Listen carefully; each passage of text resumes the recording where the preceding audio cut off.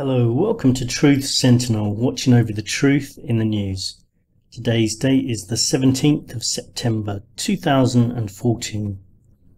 Welcome to everybody, thanks for listening, thanks for your support, really appreciate it. I'm currently in London, we'll be in Ukraine within a few days, so maybe go and do some interviews over there, or just at least keep an eye on the situation anyway.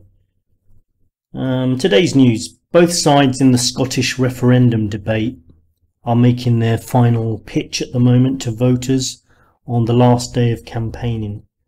The latest polls have shown that it's neck and neck, sort of 50-50. I can't help thinking that after seeing how desperate the Westminster elite are over this issue, they're not going to let people vote yes. Whether via vote rigging, pulling in favours from various people, which they've been doing anyway.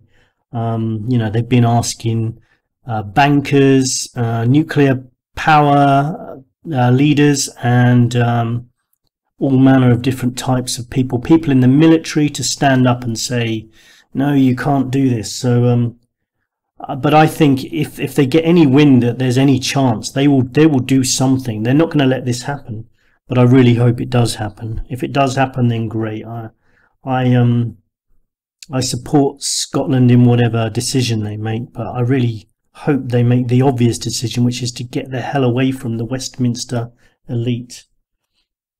Whether Alex Salmond has good intentions, I honestly don't know, but he couldn't possibly be worse than the guys in Westminster at the moment. And they've shown their true colours and their desperation in trying to scare, manipulate Scottish voters. Cameron's speech, I think, that he gave recently reveals so much about their governments and the methods of control, threatening economic collapse, no return if they say yes. No help from consulates abroad, no protection from ISIS. When in fact, if Scotland left ISIS, they would probably be a lot safer. They wouldn't be associated with England really, and with the military and with Cameron, so they'd actually be safer. I hope people can see through this, and I think they probably can. In an open letter to the Sun newspaper, 14 former armed forces chiefs said a no vote on Thursday's referendum was critical for their security. They're obviously looking after their own interests too, and most of the people standing up and speaking out against the Yes campaign have their own agendas. It's been really nice though to see the Westminster guys squirming. I'm talking about Cameron and all the leaders of the other parties. And I've noticed a lot of NLP going on as well, neuro-linguistic programming, carefully worded speech, because that's all these guys do, is just read speeches that are written to them by other people. Nothing comes from the heart. So when Cameron says he's going to be heartbroken, well, I don't think he will be heartbroken. He might be a bit annoyed that he might lose some kind of interests and finances himself, but he's not going to be heartbroken.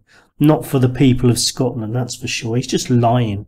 But then I noticed he used phrases like the family of nations. Now, not many people use that phrase when they talk about the UK. So why suddenly dig that out of the bag? It's the same ploy that Coca-Cola use when they stick cis and bro and family on their Coke cans, because people are supposed to associate that with things they love, hence they're going to then have feelings of love towards Coca-Cola. And they're trying the same thing. I hate that kind of stuff, and I think it should probably be banned, to be honest. Deliberate manipulation, it's not nice anyway. Or at least make people aware of it, aware of what's going on. And to be honest, if you're Prime Minister, just speak from the heart, say what you think. Stop getting people to write everything for you,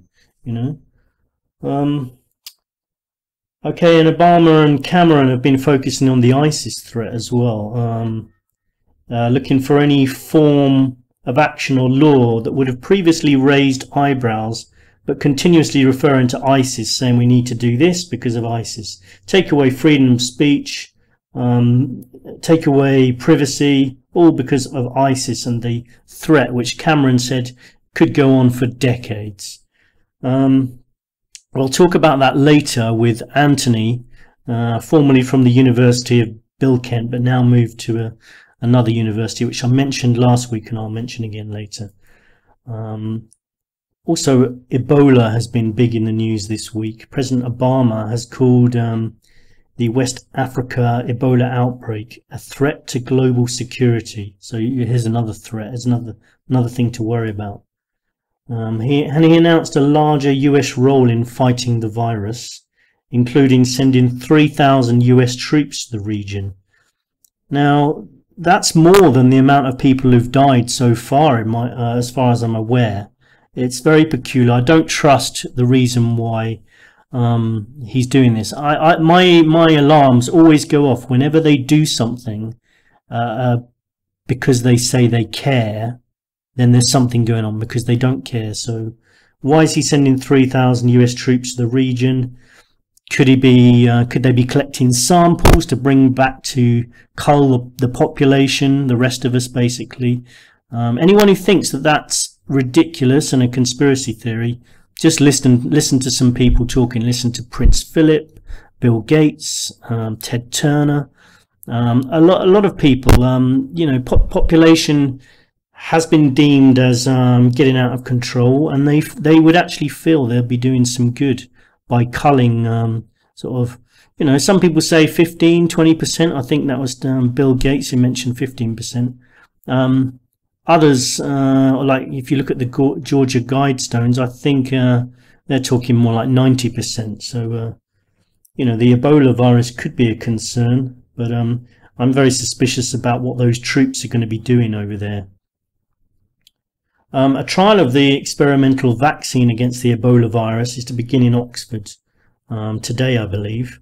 Now, it's very strange because has been a number of companies that were asked to work on vaccines for the Ebola virus sort of up to 7 years ago, or 7 or 8 years ago, and they just perfected their antidote and vaccines in the same year that the worst ever case of Ebola broke out.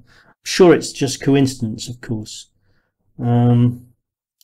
Anyway, they're either going to do this to cull the population a bit, or they're going to do it to raise money, create fear, create panic, and then start selling the pharmaceutical industry solutions to the problem. I noticed in Thailand, I keep a bit of an eye on Thailand, obviously because I travel there quite a lot. There's been a murder in Thailand on a beach resort, Koh Tao, I think it was. 2 British people killed. And I noticed straight away they were saying they were focusing all their attentions not on British people or foreigners or Thais, but on the Burmese immigrants. That's because the Thais pretty much hate the Burmese immigrants, and there has been plenty of cases in the past where they've actually pinned crimes on the Burmese people who happen to be there. It's a bit of a corrupt police system in Thailand too, as it's probably a bit of an understatement. I do love Thailand, love the people, love the food, love the beaches, but and actually the police don't tend to bother foreigners, but yeah, they're pretty corrupt anyway, as they are in a lot of other countries, of course. I heard Julia Toriansky talking about anarchy last week, and in the past I've always thought, anarchy, some nice ideas, but actually in practice it wouldn't work. But I was quite impressed with what Julia was saying about it. I saw her on Alex Jones as well, so I've contacted her, and I hope that she may come on at the end of this month anyway to talk to us as well about anarchy, about Bitcoin, about the dark web, and lots of other issues as well. Another person hoping to come on, who will be coming on actually, is Sheila Zelinsky. If anyone listens to Hagman and Hagman, she'll probably be on, yeah, she will be on next episode. If you know Sheila Zielinski, tune in for that next week. Okay, the t-shirts have arrived, so I just wanted to say there's 2 ways to win a free t-shirt over the next 3 months, and say Christmas time, and that is a free t-shirt to the person with the most interesting 1.5 minute voice comment, which you can do on the voicemail system we've set up. Now, to get to it, first of all, you need to make sure you're on the Truth Sentinel channel on YouTube. There are other sites that put in our videos up, and we're very grateful for that. But if you need to use any of the facilities like the voicemail, the chat room, make a donation, you need to make sure you come to our channel, which is Truth Sentinel. You type it into Google, it'll either come up as Truth Sentinel or Truth Sentinel 2. Actually, Truth Sentinel is the main channel. Truth Sentinel 2 is a channel with a lot of subscribers, but unfortunately I need to ask you, if you are listening to that channel, to subscribe to Truth Sentinel, not Truth Sentinel 2, as we had some problems with that channel, and we can only upload the videos onto the Truth Sentinel channel. And also, if you type in things like Scott Sentinel 9, Truth Sentinel on YouTube, you'll find it. And basically you can donate on there. If you want to get a t-shirt, just donate. I'm taking it down to £28 at the moment. Yeah, so I'm using that old capitalist trick of knocking £2 off, so it sounds a lot cheaper, when in fact it's only £2 cheaper, but never mind. Anyway, so the competition is whoever can come up with the most interesting, informative, even funny comment over the next 3 months on the voicemail system. Please use that. You click on the icon at the top right of the page, or go to the About section, and you'll actually see it says voice message. Try and find that if you can. You can always hit pause now and go and have a look for that. Find the chat room. It'd be great if people started using that, because I'd like to make the channel more interactive. Also, to anyone who does a publicity stunt that brings in the most new listeners, make a video of it, take a screenshot of whatever you've done, or take a photo, send it to us, and you'll get a free t-shirt too over the next, so that competition lasts over the next 3 months as well. Yeah, please do use the chat room, the voicemail, donate if you can. And last episode we joined up with Pete Wicker, The Truth is Stranger Than Fiction, and we hope to join him again at some point, probably when I'm in Ukraine. Going to Ukraine this week, so may do a report or 2 from there. Today we're joined by a very special lady, Jasvinder Sanghera. Type her into Google if you want, and you'll find out that she's listed by the Guardian newspaper as one of the top 100 most inspirational women in the world. Prime Minister David Cameron said that Sanghera sort of caught his attention about forced marriages, and it was due to her campaigning and relentless lobbying of government to criminalise forced marriage that it was finally announced in the 2012 Queen's speech that forced marriage would become a specific criminal offence in England and Wales. So that law has now come into being, I believe. And regardless of the accolades she's achieved, I mean, it's quite obvious that she's doing a lot of good work. And we're very glad that she came and spoke to us. She's the accolades she has got is the Woman of the Year Award 2007, Pride of Britain Award 2009, Global Punjabi Society Award 2012, Cosmopolitan Wonder Woman Award 2010, Inspirational Woman of the Year Award 2008, Asian Woman Achievement Award 2007, Ambassador for Peace Award 2008. So she's quite a lady anyway. And let's go and listen to the interview. We're talking about honour killings and forced marriages. Honour killings, you may have heard in the news. And if you come from, say, a more Western culture, you might not be familiar as to why they occur and I just thought it would be good to chat to someone about this and find out a little bit about the honour system, and if we can do anything to help, it would be great. So here we go, and let's listen to the interview. Hello, Jasvinder. Hello. Hello, welcome to Truth Sentinel. Good to be here. Thanks very much for coming on and speaking to us today about this topic. And I thought we could start off with the concept of honour, or bringing shame upon a family, because a lot of people from Western families probably don't understand the actual concept itself. Could you explain that a little bit? Yeah, sure. First of all, I'll speak from personal experience with somebody who experienced an honour system and lived a whole life around fearing dishonouring the family and shaming them, and if I did, it would have put me at risk. So I'll just explain my own experience in relation to it for people to understand. I was born in Britain. I'm one of 7 sisters. I have one brother, and growing up as a girl was very different to growing up as a boy.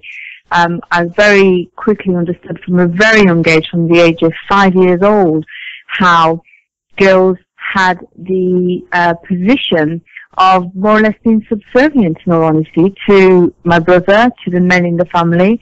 And as we got older, we learnt how we had to be modest and dress modestly. We had to tie our hair back, and we couldn't cut our hair. Then when we got into adolescence, as a young teenager, we understood we couldn't wear makeup, we couldn't speak to white people, and that's what my family would say. We couldn't integrate, and we couldn't go to a school disco, let alone date a boy, couldn't even talk to a boy. All these things were regarded as shameful, dishonourable behaviours, and we were chaperoned everywhere, not allowed to go out on our own and do things that could attract attention, the attention being something shameful towards the family. So the kind of things that people take for granted every single day, in terms of your freedom, your rights, the right to even marry who you want to, the right to an education and have aspirations, the right to experiment with makeup and your sexuality, all those things were deemed dishonourable. And if you did them, then you put yourself at risk. You were at risk of being emotionally abused, physically abused. You put yourself at risk of significant harm, being forced into a marriage. And of course, if you look at cases like Cecilia Ahmed, who was murdered by both of her parents in 2003, she was actually murdered. So they deemed her to be too westernized, dishonouring the family, and she was killed. So it's a system that exists within a family, and it doesn't exist in isolation. Many family members uphold it. Many women, I have to say as well, they uphold it. Men can enforce it. Women can enforce it. It exists not just in the family, but in the community. You become the eyes and the ears to that girl, that person, reporting back to the family if they think she's behaving dishonourably. So you're not an independent person. You live your whole life adhering to codes of honour and fearing breaching codes for the fear of what could happen to you. And I've tried to break it down in the most simplest terms to try and describe it to you. And at Carmen of Honor, the charity that I founded, every victim caller to the helpline that rings us, and we have over 800 calls a month, has an experience of an honour-based system within their family. And why do these families care so much about what other families think about them? Is it connected to religion, or is it connected to the social makeup of that particular type of society? What families really care about in terms of the honour system and what it does to a family is it upholds their reputation. So we have the power to dishonour our family. That means a dent in the reputation of the family. Because if your daughters behave according to an honour system, well, then you have a very good reputation as a family. And if your daughter is upholding the traditions of the family, of which one is an arranged marriage, I'm not talking about a forced marriage, and she says, well, actually, I don't want to have an arranged marriage. I want to marry, somebody I want to marry. Then it almost is received as they're going against tradition. And as for religion, well, actually, religion talks about freedom and independence and protection. So it's not religion, but very often the victims are ingrained to believe that they are a bad Muslim or a bad Sikh or a bad Hindu if they go against the honor system. So the family are worried that, again, they could be perceived as raising dishonorable children who don't uphold the religion the way they perceive it, or traditions. And again, it goes back to the reputation. That's the issue. The caring about what other people think comes before your own children. And the way to explain that is, I think about my sister Rubina. It was her birthday on September the 9th, actually. She would have been 51 years old. She took her own life and set herself on fire in her very early 20s. Now, my family's view was it was better for Rubina to take her life than for her to divorce her husband. And that is very sick, but it's a reality. Because in the community sense, a woman divorcing her husband, in this particular community, my community, which was actually a Sikh community, I have to say, it was awfully shameful for you to divorce your husband. The psychology of it's better to take your life than to do that. You can imagine how strong it is. Yeah, I mean, when I heard the story about your sister, it did make me feel a bit ill. It was just so horrible. I mean, is it your sister's death that helps motivate you to keep campaigning about this as well? Absolutely. Rubina's death, that was her name. Rubina's death was actually the trigger for me to own the fact that I wasn't this horrible perpetrator that had dishonored her family. I finally owned that this had been done to me. Actually, I was the victim. I haven't betrayed my family and dishonored you guys. You've made me feel that and made me internalize that as guilt and shame. You did this to me, and Rubina's gone now. So her death enabled me to break my silence and come out of hiding and go back to my hometown in Derby and develop a project. The project Harmon of Honor is there because of her memory. It was founded in 1993, and it lives on to reach women like Rubina, who was so isolated, who actually put this honor system before making a life choice to leave your husband. That was the more important thing, because she'd been ingrained to believe that. So the role of Harmon of Honor is breaking silences and reaching the most isolated people who fundamentally do not have the support of their families. Their families send them back to perpetrators because of honor.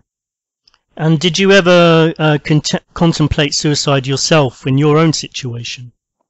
I did, yes, as a teenager, 15-year-old girl who was being told, you are going to marry this man in this photograph. I mean, I was told that at 14, actually. But it really homed in at 15 because that's when the pressure really mounted. So I attempted suicide by swallowing tablets. My family knew that, and they didn't allow me to seek any medical attention. I was given lots of coffee and told to walk up and down in the living room. Later on in my life, again, I attempted suicide in the same way as a teenager, again, because I was missing my family terribly. When you make that decision to leave your family, sadly, the majority of them, in terms of the victims, certainly for me, are faced with being ostracized by their family, and I was disowned and made to feel this horrible human being, and I missed them terribly. While I was reading about you, I came across one case where you were talking about a girl who'd been repeatedly raped by her new husband, and she was allowed to come back to the UK to sponsor her husband's application for a visa, and she begged her mum for help when she came back, and her mum said it's your duty to stay with him even though he's beaten her, and she said if you have to die in that marriage, you die. To me, that there's such a detachment there, and I can't quite understand. Like, is there a concept of love in these families to start off with? I mean, is there feelings of love towards their sons and daughters? Because it just seems like how you could go from sending someone to school, hugs, saying positive things, and then to this kind of level. It just seems. Take it back a step, and how you can go from giving birth to somebody and then doing that to them. No, you're absolutely right. It's incomprehensible, because you feel that because you are a decent human being that actually knows right from wrong. And, with respect to that mother, the justifications that she's making are not good enough. She is reinforcing the honor system and the code, where she could be somebody who actually instigates a change and decides, well, I'm not going to let my daughter go through with this. You're right. That is not an isolated case. We hear cases like that all the time on the helpline. where girls are taken abroad, passports taken off them, they are forced to marry, so they're repeatedly raped. They come over here, then families force them to sponsor these foreign nationals into this country. And they use pressure, force, they even use coercion. They'll say things like, well, just call him over here and then, get him to become a British subject and then, you can leave him. But that isn't true because it just goes on and on. Then you've got to have kids and it goes on and on. So the mothers should be breaking the cycle and, there is nothing in Islam, Sikhism, Hinduism or tradition that says that is acceptable. In fact, it says the opposite. Would the mothers be scared themselves of any repercussions if they did say anything? Well, sure. Maybe they would be scared themselves. The key perpetrators in my life were not men, they were women. It was my mother. She was a key perpetrator, and my sisters also. My father could say, well, he turned a blind eye, but in terms of who was enforcing the physical punishment and the emotional abuse, it was my mother. But, she was married as a young teenager herself. She was under the age of 16. But she could have said, I want different for my children. We were born in Britain. We went to school here. My mother was born in India. We do have the power to say, actually, we're not doing this to our kids anymore. But I can do that with my own children today. They will never inherit that legacy of abuse because I ran away from home. They were to inherit it. But these women have got to stand up and be counted and speak out against this. They do have a choice. I accept it might take courage. They may be fearful of the repercussions from within their family, from the community. So what is the alternative? You watch your daughter suffer horrific abuse or even take her own life or die. And did you think your mother, or did your mother display any kind of pain about the fact that your sister killed herself? No.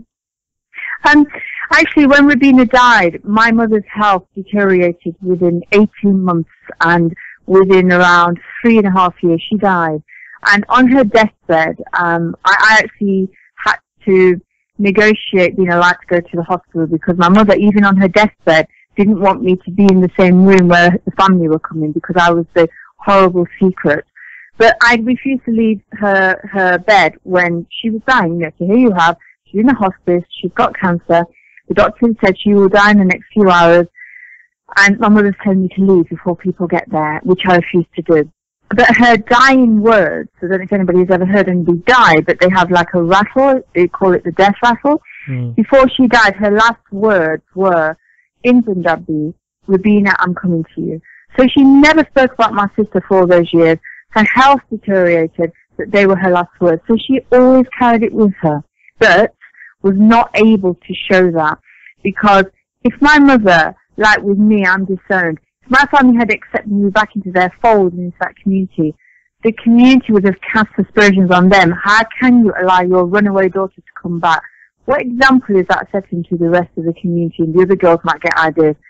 Same with Rabina. She took her own life. I heard people say it was a better option than for her to divorce her husband. If my mother had spoken about that, again, those people in the community may have come out and said, well, how would it have been better for her to divorce her husband? Do you see what I'm saying? So they're constantly thinking about what people think, In the local Gurdwara, the local church where my mother was a religious Sikh woman, she used to go to the local church. The women, I used to call it the gossip shop because the woman in there, the little girl growing up, she used to be talking about so-and-so's daughter and so-and-so's daughter, and have you seen that girl down the road causing shame, and have you heard that girl run away from home? See what I'm saying? There's this constant, bickering that goes on, and it's rooted in notions of how intact is your reputation, and if it isn't, we're throwing stones at you. Do you think some people use religion as an excuse to abuse and control people, when in fact they always were an abuser and controlling type of person? Yeah, absolutely, without a shadow of a doubt. And we can say that about Christianity through centuries as well, where religion is used as a tool to oppress people, and it certainly is safe to say in these cases. And I know that because that happened to me personally. I used to go to the local Sikh temple with my mother.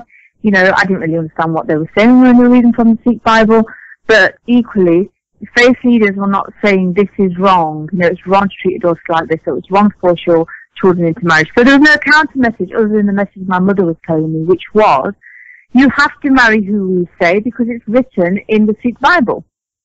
So how can I challenge that if I'm being indoctrinated to believe that? And if you did something wrong, same with a lot of the Muslim people who are in the helpline, they will say to us, I'm a bad Muslim because I'm disobeying my parents and I should obey them. See what I'm saying? They will use it in a way in order to manipulate our victims instead of allowing the religion, which is what we need to be doing, and this is what we do with victims, is empower it. You can use it to empower you, because your religion fundamentally speaks out against abuse, against forced marriage, against murder. So it's a difficult transition when you've been indoctrinated and conditioned to believe that this religion means you have to abide by an honor code or behave in a certain way, and all of a sudden somebody's saying to you, well, actually you don't, because that was wrong. There's no counter message for these people who are indoctrinated. And you learn your rights and wrongs from your family. So if your parents are saying this to you, you take it as almost as the word of God. Yeah, I mean, you're right that it's not just about the Sikh religion. There's there's lots of problems in all religions, really. I mean, sure. a lot of organized religions have kind of like a hierarchy, and it often seems like people are making the rules rather than these were the rules that you can find in maybe the text, or people are interpreting the rules to suit their own ends sometimes. Yeah, and people would refer to that as being cultural. This is what they are doing. They're making up the rules as they go along. And they do, but they're doing it to align themselves to an honor system to ensure that traditions are maintained. An arranged marriage is a tradition, without a shadow of a doubt, for somebody above the age of 16 that has the mental capacity to say yes or no. So where you have a person saying, okay, I respect the tradition of an arranged marriage, but I don't want to get married. And then you have the pressure of parents saying, well, you're going to get married because we say so. This is an arranged marriage. That becomes force. But what the family are doing is they're trying to maintain the tradition of an arranged marriage through force, if that makes sense. Yeah, I mean, and sometimes it seems like it's also about obedience, like people like to control people in a certain situation. They don't like it when someone is almost rebelling against them, and they feel like they're losing control, and some people can really react to that. But the thing is, I'm a parent. I have 3 children, okay? And as a parent, my children have got rules. I want their safety is paramount to me.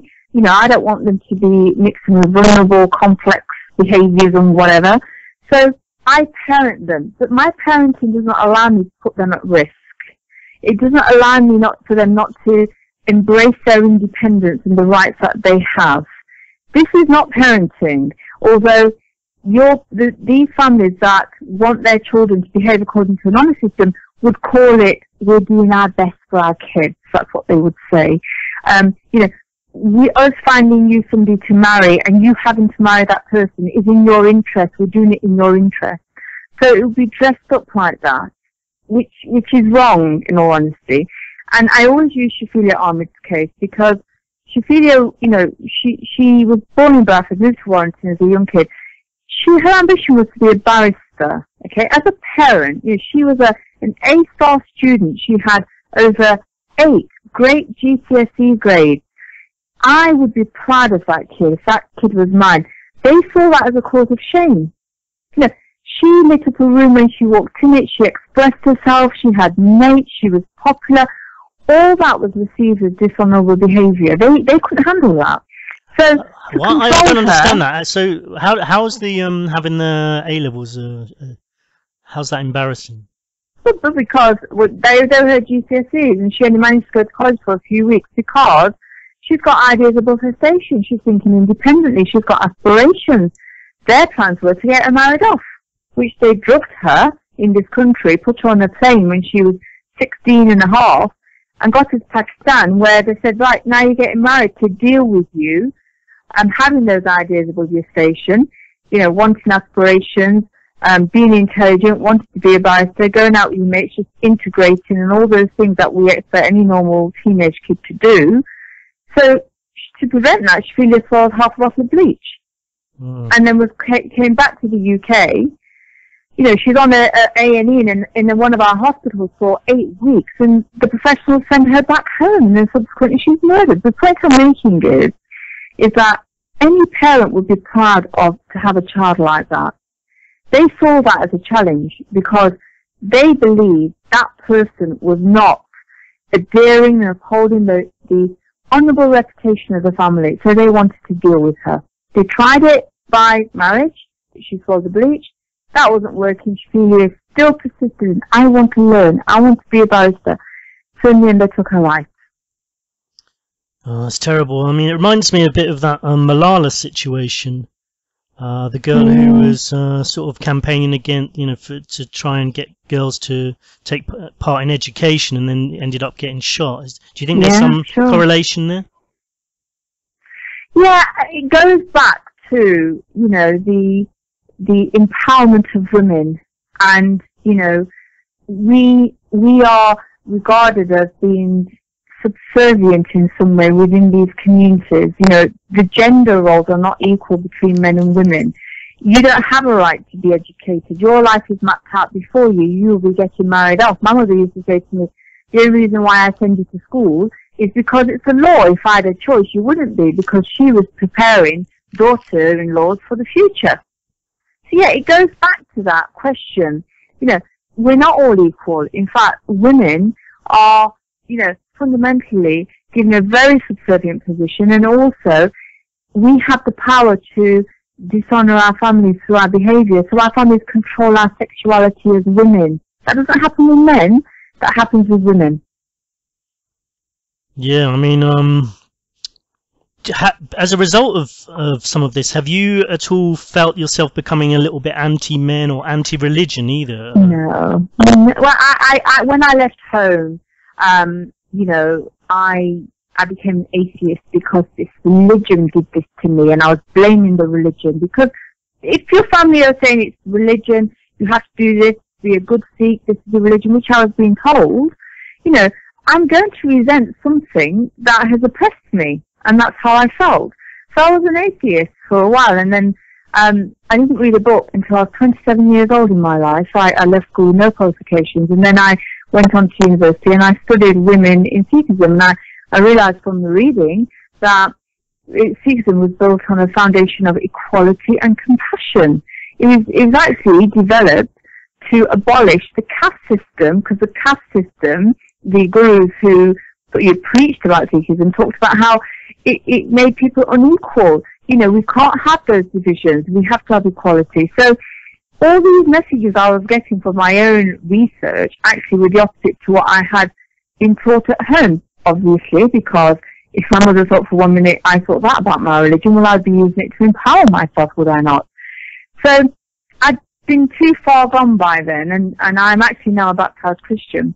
And I was baptized years ago. But the point is, I came to religion myself. I'm not anti-religion at all. In fact, the religions, from my perspective, and the religious leaders have a role to come out and stand up and be countered in saying forced marriage is not religious. In fact, you know, we can use the religion to speak out against forced marriage and murders. And I don't hear them saying that, sadly. So, is there any men that come out and campaign against these topics? We at Calm Nirvana support men and women. So men are also affected by forced marriages and honour abuse as well. Their experiences in terms of how they're socialised is very different to girls, okay? But nevertheless, they can become victims of forced marriage and honour abuse. And I'm sure people reading this or hearing this will think, yeah, well, what about men? Men are victims, but they don't experience it in the same way as women do. We see a lot of gay men whose family will want to marry them off to hide their sexuality. So these are Asian gay men, South Asian gay men, whose family realise they're gay, so they want to get them married off very quickly because they don't want people to realise in the communities, you know, that they are gay. That is a huge no-no with respect to reputation. Right. You've written a number of books, and one of the books was about your travels in India, I believe. How different do you think are the problems of women in India in relation to honour killings and forced marriages compared to the UK? I think the scale of the problem is far greater in India, and the support is terrible. It really is. In comparison to what we have here in the UK, what you don't have in India is you don't have government support. You have a legal system where women are raped and abused. They're queuing up to, put their files in, and their cases can take years. If women flee abuse, there's nowhere to house them. So they stay in situations for that reason. It is horrendous in terms of the lack of regard and recognition that this is a real problem. It would be the same in Pakistan and in India. And you need government intervention. You need the police. At least we have a police force that takes on the role of police in this. And over there, some of the police officers are like-minded, the same like-minded as the perpetrators. And we saw that with recent attacks in India, where police officers turned a blind eye to a woman being raped by men because of her behaviour. So, it's really deeply ingrained, and these things are allowed to happen because there it's overt, it's in your face, and people aren't doing anything. Here it's covert, it's hidden. These communities exist, the mindset exists here, but it's not overt. The self-policing in these communities is happening every single day. There are communities out there that know the next door neighbour's being forced into marriage from the same community, that know a girl has disappeared, and they're not reporting it. Just to go back to, I just wanted to go back to the concept of love in these kind of cultures. Does it exist? I mean, the concept of love towards the sons and daughters, attachment and bonding, or is it a bit? Is it different? Because I just wanted to sort of get to the bottom of that. Yeah, well, of course it exists. There is a preference of males to females, and that still exists, and we know that as well. We had a debate in this country this year around the high proportion in South Asian communities of abortive female fetuses to males. That is happening in this country, which it still is. But in terms of attachment, it does, absolutely. Now, this doesn't exist in all communities, by the way, and please don't think I'm generalising. It's not just South Asian either. It's also, we see these cases in Kurdish, Iranian, Somalian, African, even a small percentage of tribal communities. And dual heritage children can report if they live within families that operate on the system. But there are like-minded people out there who are decent human beings. We're not hearing them. Where the attachment differs, where a child is born within a family that operates an honour system, I'm sure the love for a child is there, but it has to be, first and foremost, the priority is given to this child being raised to ensure that they do not dishonour their family. So that person is almost conditioned to believe that if you love your parents less if you don't behave in a certain way, because families will be using emotional blackmail as well. I mean, for me, love is unconditional when it comes to a child. A child doesn't have to be born. Every child is entitled to unconditional love and regard. Yes, we parent to protect them. In these cases, where you have an honour system and a child is born, the attachment and the love is very much about the conditions. We raise you, but we are raising you with the condition that you do not bring shame on this family. Therefore, you have to behave in a certain way, and you do that because you love your mother and we love you. Does that make sense? Yeah, it does. The one thing I was going to say, though, is some of these killings seem so brutal. Like, there's actual hatred there. Like, I've heard of acid, cutting faces, mutilation. Sure. A father-in-law gouged a UK woman's eyes out because he felt that she was dishonouring the family. Why do you think that's the case? Why is there that feeling? Seem like the real hatred there, to intention to cause pain, not just make a point. Well, the hatred is about the dishonour. That's what the hatred is about. We saw it with Benaz Mahmood, who was repeatedly raped by 4 people in the family. Sorry, her father didn't rape her. Multiple rape because they wanted to kill her dishonorable spirit. So, but really, when it comes to things like that, I mean, surely it must have been a more of a sort of partly a kick for them as well. They're getting to have sex with someone. They could hardly feel like they're actually doing her a favour. No. The point I'm making, I mean, the whole thing is abhorrent. It's wrong. But what I'm talking about is where you have an honour crime. Okay, our victim, and we would call her a victim or him a victim. The family doesn't see that person who's dishonoured the family as a victim. That person is a perpetrator. Okay? So the family in these killings will see that person as somebody who needs to be punished and needs to be dealt with. Okay? Yeah. Depending on how dishonourable they thought it was, whatever they have done, will be the severity of the punishment. So Banaz Mahmood, she was seen kissing aboard a tube station. That was deemed so high up there in the stakes of dishonour that she did not only deserve to die, but she deserved to die a horrific death because of how dishonourable it was what she did. Does that make sense? Yeah, that makes sense. But I've heard of cases where someone's just looked at a boy and that's resulted in their death. Absolutely, yeah, absolutely. The kind of cases like Esma Nazir, she graduated and she had ambition and she was, family didn't like that, the fact that she also had a boyfriend. A girl called Oksana Naz, who went to my school, she was taken out of education in Derby because they suspected she had a boyfriend. Well, she did actually. They realised she did. So she was forced to marry. She came back to Britain, sponsored this guy. She had 2 children. She's now 7 months pregnant.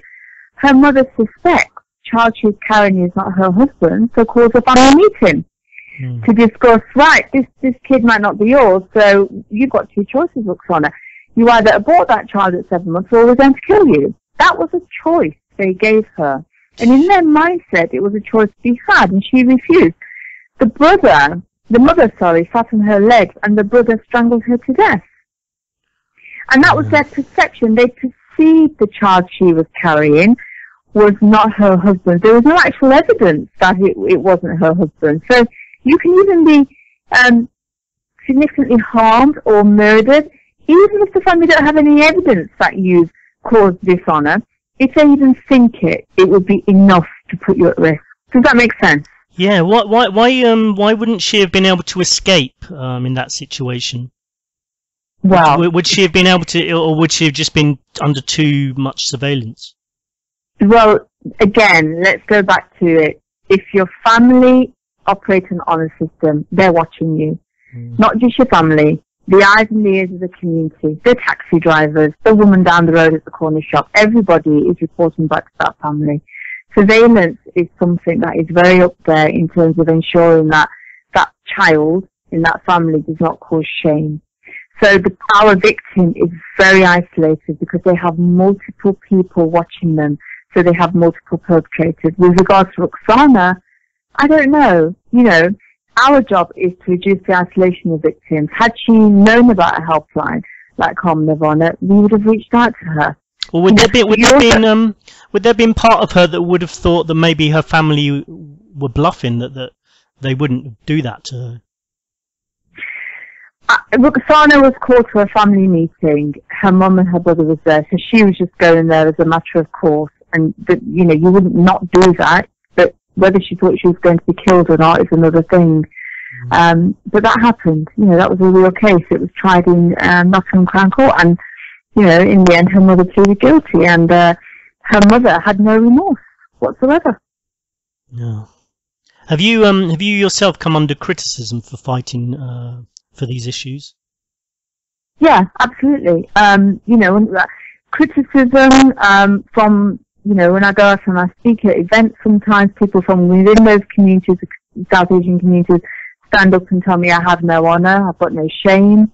So they overtly say it, and they're very clear about their views about me rubbishing my community, or you can't have loved your family, for running away and not speaking out. And I also get risks. I get hate mail. In the past, I've had threats to life. I had a threat of a bomb being put under my car. I've had all those things, but is it enough to stop me from speaking, because the impact of speaking out is enabling people to report and enabling more people like yourself to speak about this as well. I heard I was doing a bit of research on this topic, and I came across Jasvinder Singh. Have you heard of him? No. He's a Sikh journalist appointed to the House of Lords, and he said he was saying a few derogatory things about you, basically saying you're making a career out of this, and he said there's no honour code. He said it's all a big exaggeration and a misunderstanding of Sikh culture. Is his attitude typical of the people that have criticised you? Jasvinder Singh, is that what you called him? Sorry if my pronunciation right. It sounded like Jasvinder Singh, a Sikh journalist. Oh, Indrajit. Yeah. Sorry. And he's a journalist to the House of Lords. Yeah, journalist appointed to the House of Lords. Sikh journalist. The thing here is what journalists or people from that community need to recognise is that, you know, if we start being defensive about this or start denying it exists, then we've got a problem. Okay? If you look at what's happening in Rotherham recently, okay, one of the things that came out of the Rotherham report were, here are these white girls who were being abused significantly by Asian men, right? Now, some of the responses with respect to these girls in terms of when they're reported, in terms of professionals should have protected them, turned a blind eye because these were Asian men. What was that about? That was about, oh, I don't want to cause a problem. I've been trained to be culturally sensitive. I don't want to be called a racist. I've got to be careful. It's about physical correctness as well. So that gave the perpetrators more power. Today, there are people out there who are not willing to talk openly and honestly about what that meant to those girls that were not protected, because they're being defensive about, you're picking on Asian men here. It existed, it happened. Now, what we have to recognize is, in all communities, abuse can happen, okay? We have a significant problem within South Asian communities, within Islam, Sikhism, Hinduism, and Bangladesh communities, of honor systems. If people want to call me, making a career out of it, trust me, I have lost more in my life with respect to my family, sleep, lots of other things. I have 3 children on their mother's side. It's a complete blank. In terms of the loss I have personally experienced and sacrifices I have made, I stand by that with truth and integrity, because I know these issues exist in these communities, and the communities who want to silence people like me and others or make derogatory comments like Mr. Indrajit Singh are part of the problem. Oh, so, absolutely, yeah. You know, he can be introduced to, I suggest he comes to our helpline and he listens to the 800 calls we receive a month, and he listens to every victim caller who has an experience of honor abuse. Because, I wish he would, yeah. Yeah, and you know, the girl, Jagir Kaur, who I was on 5 Live with last week, brave young woman who had her eyes gouged out by her father-in-law, talking about this devout Sikh man who controlled every aspect of her life so she didn't cause shame on the family. How can you deny, even if it was one person, that it existed? So, you know, people like him can come forward and say that, but people like him also need to take a step back and look at the evidence and actually come face to face with victims and survivors who've been through this. Absolutely. I mean, I heard also that, you know, in the UK there's sometimes kids disappearing from school and they're being sent off to marry someone. Absolutely. Are schools getting any better at noticing these summer holiday absences? I'm actually meeting the Education Minister tomorrow, September the 11th, to discuss this, because they're not getting better, no. And the reason why I'm prompted to meet the Education Minister is because, this is Nikki Morgan, is because I have heard in the last few weeks many teachers come to me saying, Jasvinder, we have reported in our school of girls being taken abroad in the summer holidays, and our school told us to keep our nose out of it. It was cultural. Jasvinder, what do we do? These girls have gone now. Should we wait till September to see if they come back? can you even take that risk? And these teachers are new teachers that have only been teaching a year that said this to me. So I just wrote to her and said, this is unacceptable. I was born here. I want to be afforded the same level of protection as my white counterparts. But I'm not. These kids are not. And it's the same thing. You know, they need to be culturally sensitive, not want to offend people, etc. And that's what happened in Rotherham. That is what is happening all over the UK. And people have got to frame this for what it is, child and public protection. It's not part of culture to be abused. Cultural acceptance does not mean accepting the unacceptable.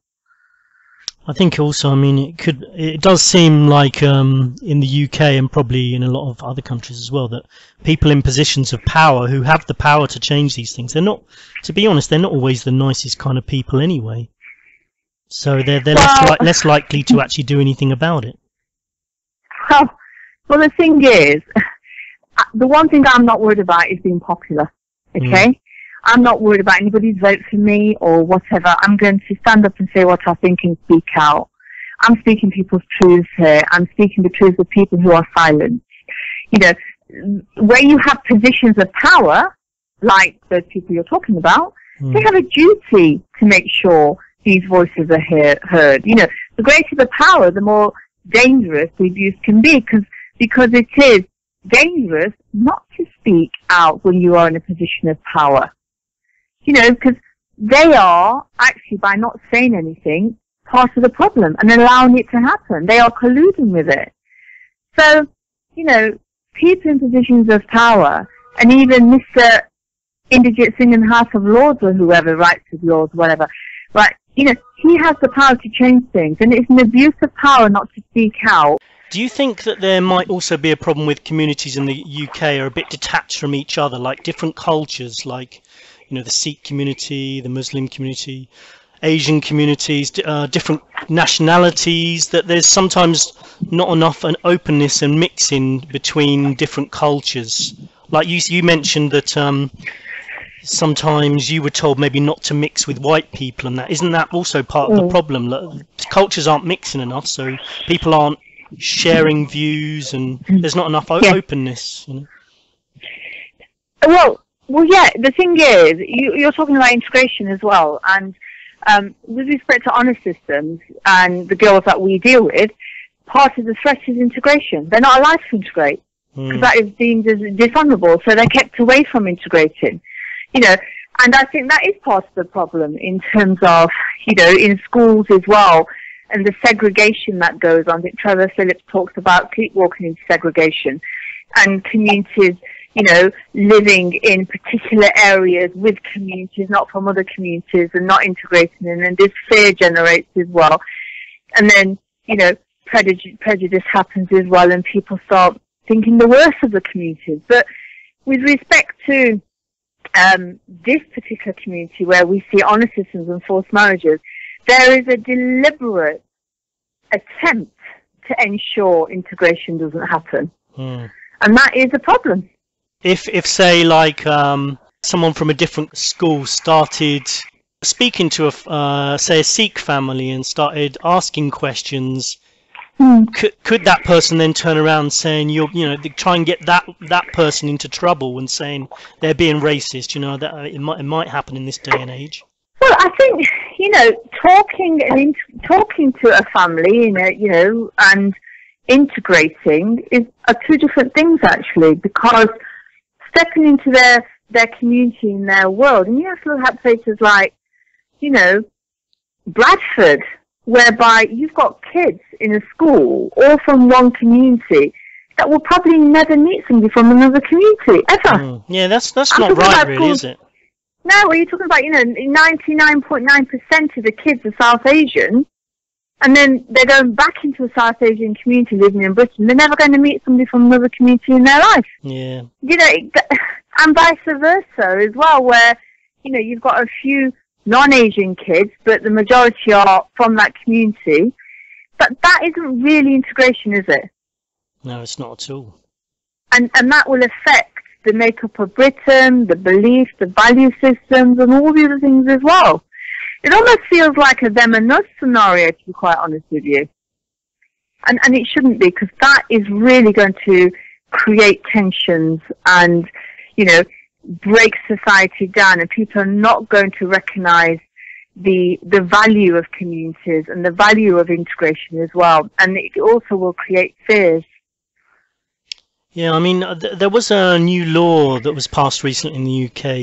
Do you think that is going to help the situation regarding forced marriages? I've been a huge campaigner for the law. Many people know that. I've been advocating for a law for 10 years, and David Cameron himself said his head was turned on the issue as a result of Carmen Nirvana's campaign. Absolutely. At the end of the day, we know this is happening within communities, whether we want to be defensive about it, deny it. The facts are the facts. It is a significant problem, and it's a British problem. So if those communities are not willing to take this on board and challenge this, well, then we have a role to send out a very strong message. And that's what government have done in creating the law. They've said, this is against the law in Britain, and if you are doing this, you are breaking the law, and you will be sentenced to up to 7 years, because we are not accepting child marriage or forced marriage. So by sending out that strong message, I hope it acts as a deterrent. One of the things it's already done, I can tell you, is it's increased reporting to our helpline, because there's been a shift in how people think about forced marriage from a professional perspective. It's no longer something that is cultural in what they do. Actually, it's against the law. That's helped. And do you think the law will provide protection for anyone who's obviously in a dangerous situation? Yeah, because victims can now earn this as a crime, and the law has a duty to protect. Today, my team, Carmen Nirvana team, are at Leicestershire Police Force, training over 30 specialist police officers in forced marriage and gender-based violence. That's one of 9 police forces. We want to train all 43 police forces. Protection will only happen if officers are aware of the law, and also they're trained to be able to support victims. I believe most people who sign up into policing or teaching sign up to teach, police, and to protect as well. But equally, we've got to make them aware of what the law looks like, what it means in terms of protection. Does that make sense? Yeah, because the training side of it is going to be really important. But there's a real willingness now, since the change in the law, to engage on the issue. And that is really significant for us, because it's taken us years to get there. What would you say to any woman who might be listening to this podcast who's in an abusive relationship, in any kind of culture or religion, or is in a controlling family, a forced marriage situation of any kind? What should they do first of all, and who can they go to ask for protection? Well, I would say to any man or a woman who is experiencing this, first and foremost, you're not alone. You're one of many thousands of people experiencing abuse at the hands of the people who are meant to love them the most, their family. The worst thing you can do is keep it to yourself. You need to speak to somebody. I recognise there is a fear attached to speaking. I was taught to be silent. I understood that to talk to anybody outside your family means you are shaming your family. What I would advise you to do is pick up a phone, speak to somebody you trust. Call the helpline. Can I give the helpline number? Yeah, of course, yeah. Our helpline number is 0800 5999 247. You don't have to give us your name. You can be a number. The people at the end of the phone are trained to respond to you experiencing honor abuse or forced marriage. We never speak to your family. We won't talk to professionals unless you want us to speak to professionals. The point I'm making is it's confidential. If it happens to be someone from abroad, can they still get through to that number? Yeah, I mean, if somebody is at risk and they've been taken abroad, really we can help you, absolutely. The forced marriage unit, we have a forced marriage unit based in London. It's a government unit, and they rescue people, British subjects, from predominantly India and Pakistan every year who've been taken abroad and forced to marry. So you have a specific unit to help you if you're at risk abroad now, or you're worried about being taken abroad. Don't think because you're abroad there isn't help available to bring you back home. There is. You don't need to worry about not having a passport, because they can get you an emergency passport. You don't even have to worry about flights, because they will sort your flights out. The point I'm making is, there's lots of help available. But you've got to pick up a phone, or if there's a mate listening to this who thinks it's happening to their friend, you pick up the phone and get some information for your mate. The worst thing you can do is believe what your family are telling you, and that is you're shaming them by behaving like this, or there's no help available for you because nobody is going to believe you. We believe you, but you need to break the silence. Yeah, absolutely. If for some reason you can't get to a phone, so there's a voicemail thing on my site, so you can always leave a message there, and I'll pass it on to Jasvinder as well. Excellent. And there's a website as well that you can go on. Yeah, what's and, the website? Have a read around on the website, because you've got the stories of other people on there as well. Lots of info. It's www.karmanirvana.org.uk. www.karmanirvana.org.uk. How do you spell Nirvana? Is that the normal? Yeah, it's KARMANIRVANA. Okay, excellent. Jasvinder, whether your family appreciate what you're doing or not, it's clear you're doing an awful lot to help people in these situations, and any parent will be proud of your achievements. What do you hope to achieve in the future? Well, one of my greatest achievements is always going to be that Karma Nirvana has made a dent in the reporting and put this issue on the national agenda. That's huge. I have 3 great children. That's huge. And a grandson, by the way. For me, I will keep campaigning. I will keep on campaigning, keep on speaking out. I'm not complacent. There's still a lot to do. We've got a long way to go yet. You know, I want to get us to a place where when anybody hears the word forced marriage or on a basis abuse, they know what it is. Mm-hmm. Every police force to have a forced marriage unit. You know, the law, we've got a new law, it's got to be implemented. So I see myself still campaigning, still out there speaking out against injustice. Who knows, writing another book, at campaigning. It's in my blood. It's not going to go anywhere now. Okay, well, thanks ever so much for coming and talking to us today. You're welcome. Really appreciate it, and I hope people listening will take some of these points to heart, and especially if there's any people working at schools, you know, if you notice people going missing over the summer, that's the period of time when it tends to happen, isn't it? Yeah, and there will be teachers out there who know some kids have not come back. There's something we can do about that, but we need to know that you're worried. If they need advice, they can contact you as well, right? Absolutely, yeah. 42% of the callers to the helpline are professional callers. So we want you to pick up the phone. And, you know, we want to hear your ignorances. You know, you could never offend us at all. Part of the problem is we fear offending people, so we don't ask the question. You can't do that with Karma Nirvana. Ask us whatever you want, because that's the point of learning. So pick up the phone and we'll work through it to safeguard the person, which is the most important thing.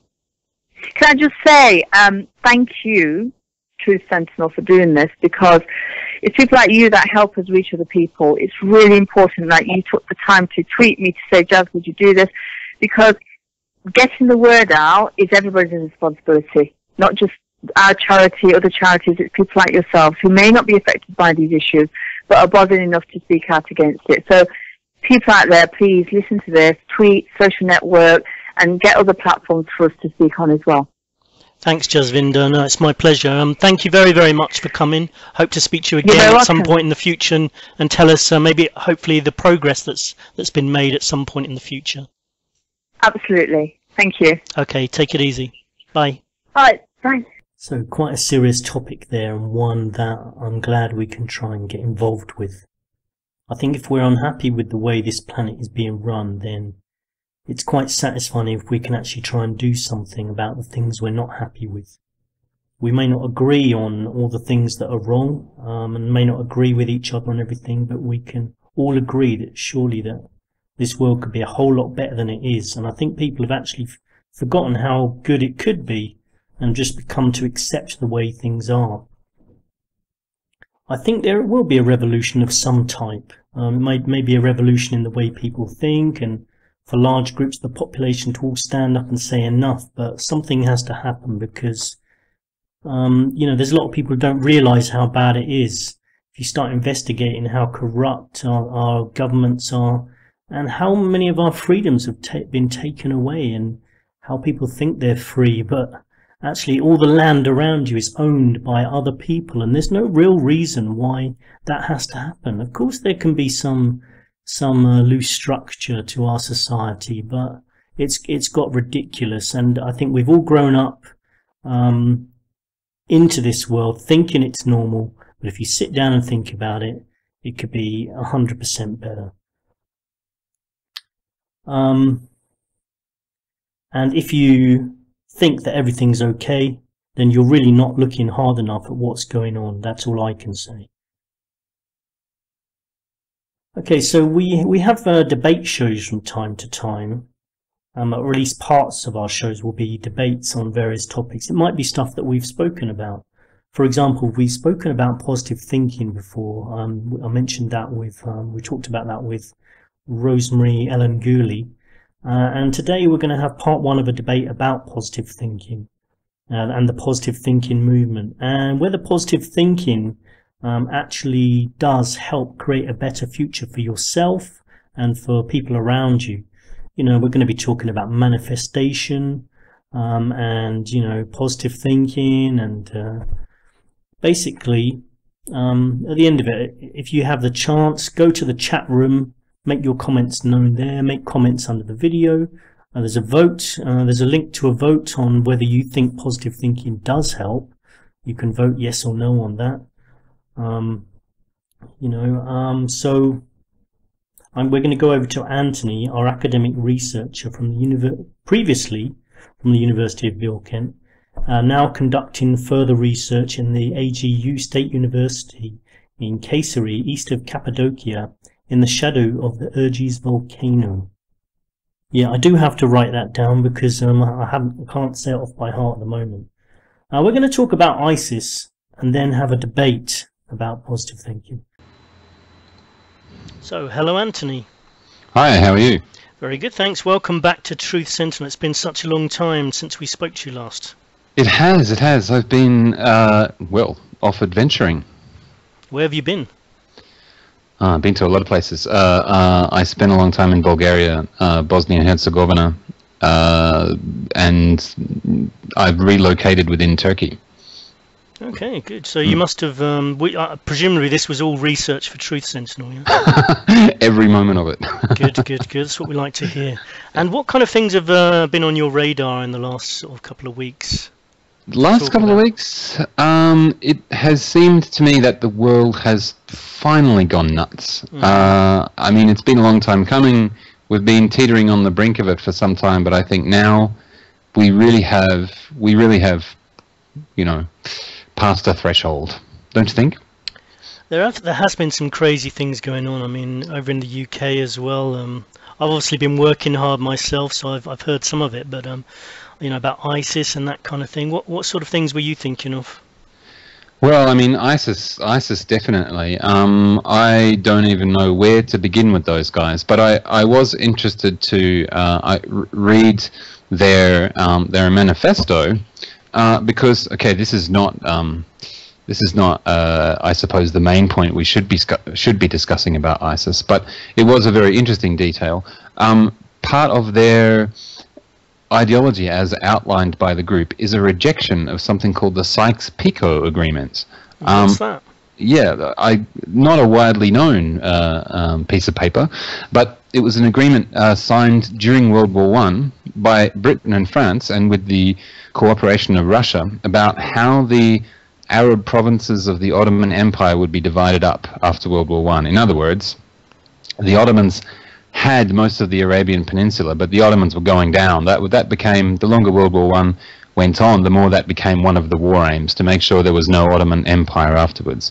So then there were various discussions about what would happen, how much autonomy Arabs would be allowed to have, versus how much they would become, like part of a redrawn European colonial map. And there was a secret agreement which involved senior politicians in Britain and France and Russia, and was signed in 1916, which talked about a carve-up So all of the Arabian Peninsula would be owned by European powers. That became a huge embarrassment in 1917 after the Russian Revolution, because the Bolsheviks, having access to the documents associated with all of these meetings where the carve-up of Arabia took place, the Bolsheviks outed the British and the French. They published these papers, and it was, much to the embarrassment of the British and the outrage of the Arabs. But according to ISIS and others like them, this was the first plan on which many others were modelled, and that effectively, although the British and French were outed and had to take a step back publicly from the plan, it went ahead anyway, and that is part of the reason why the Islamic world is so fragmented. So many people are turning away from the essentials of Islam. The countries have become so poor, ruled by dictators, blah, blah, blah. There's a sense among ISIS and other groups that these agreements to some extent determined the course of 20th century history in that part of the world in a negative way. So what's interesting about that, I think, is that history is really hanging heavy in recent times over the Middle East. I mean, it always has to an extent, but in recent times in particular, there are these historical episodes which really ruffle the feathers of people in the Middle East, because they feel that things that happened during the 20th century, which, let's face it, was a century of more or less unbroken horror, but things that happened in the 20th century have had disastrous consequences, which now they need to set right in some way. I'm not sure I like the way they're trying to go about setting it right, though. I absolutely do not like the way they're doing that, and I don't think most Muslims do either. It's terrifying, but I think it's illustrative of something that we need to be careful of. I mean, as I said, 20th century of horrors, and certain things happened in the 20th century which provoked a response of never again. I think we talked about this once before. After 1945, when the doings of the Nazi Party and the concentration camps became public knowledge, there was this. There were international symposia on it and all kinds of stuff, and this never again movement arose because it was agreed that genocide was just not on. Of course, that hasn't stopped it from occurring, but it's something which is, I think, high in the public awareness now, is that this is something that you just don't do. And I think that one lesson that we can learn from a lot of recent events, in fact, especially events in Iraq, is engineering countries, drawing up countries on paper, does not work and should be avoided if we want the 21st century to be any less of a horror than the previous one. Well, it certainly doesn't look as though it's going that way, does it? I mean, it looks like it's... I mean, according to our Prime Minister Cameron, we should prepare ourselves for decades of fighting ISIS now. Yeah, and that. I mean, look, that in a sense is a crazy thing to say. The only person who would say that is a person who has decided that they are going to get on board with the American military industrial agenda, because, as we all know, if America cuts its military spending, large parts of its industry fall over immediately, and it now doesn't have the depth and breadth economically to survive that collapse. So the Americans are trapped. They've trapped themselves in a cycle of war, and the only person who would say ISIS is going to be the enemy for 30 years, for decades, is a person who is trying to perpetuate that idea, because the most generous estimates, I suppose you could say, are that ISIS has about 30,000 members. So if it's going to take us, 3 or 4 decades to defeat an organization of 30,000, well, that's, you can fit more people than that in a stadium. Well, this is why I believe we're being lied to constantly. I mean, I think after this beheading video surfaced, which looked very professionally made, and a lot of people suggesting that the West has got something to do with that in some ways. After this, Cameron, our Prime Minister, announced that there's going to be all kinds of new laws coming in, and I listened to Prime Minister's questions, and it was really quite scary what he said. Basically, he said that new laws were going to be introduced, and it's not just going to cover terrorists, it's going to cover anyone who has a negative effect on the cohesion of society. And I just thought, holy cow, we've got some terrifying laws coming in that are going to take away people's rights, basically, because anytime they bring in a law that is supposed to combat terrorism, they have to make it politically correct, so it has to cover all cultures. And so so basically it means anyone with any extreme views. And now obviously that can be interpreted in many different ways, but I have a feeling the extreme views are going to be people who don't agree with the conventional way of thinking, which is anyone who disagrees with the government, basically. Well, let's hope that the legal profession and the advocacy portion of the legal profession gets hold of that legislation with both hands and uses it to convict and imprison large parts of the government of the country who passes that legislation, because that's the only. It may sound bizarre to say this, but this is I've noticed an emerging trend, is that there are certain lawyers, and especially advocacy lawyers, who examine legislation very carefully to try to make politicians more accountable. And it would be a wonderful irony, especially making them more accountable internationally for things that they've done, which their own country's laws don't hold them accountable for. But I think that's true. But that's very small amount of lawyers that are doing that. Yeah, but it would be wonderful to see that turned around on the Parliament, wouldn't it? Well, you've clearly compromised the cohesion of society here, guys. Sorry about that. 10 years for you. Well, we could easily do that over here. We've got a child abuse scandal going on in the UK at the moment, which they're desperately trying to cover up. Mm-hmm.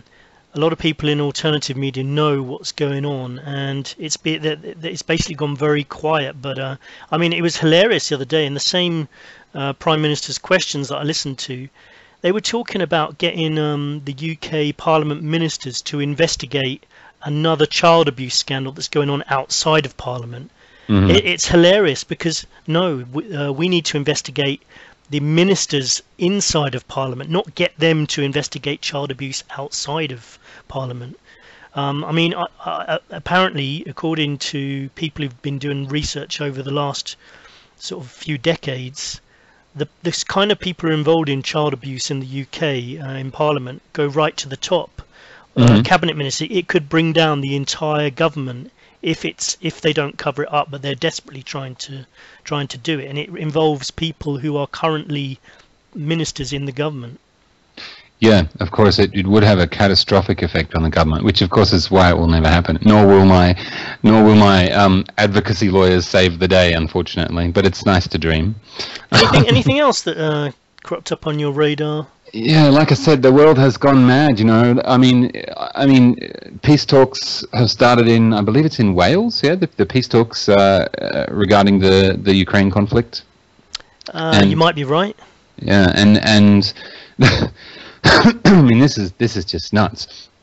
We're now having peace talks between Russia and Ukraine, while Russia is still denying that it's involved in the conflict. So they're saying yes. It's a bit bizarre like that. I don't know why they're carrying on going down that line. It makes them actually look a bit stupid. Yeah, we're not fighting, but we will negotiate for peace. What the hell?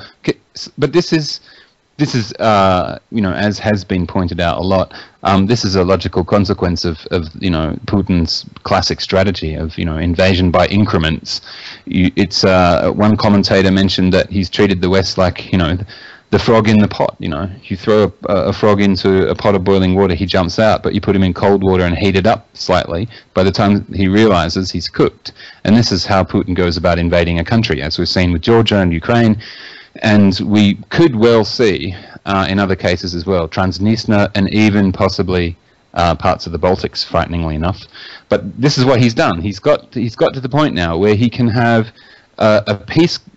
He can have peace talks now for a conflict which he's officially not even involved in.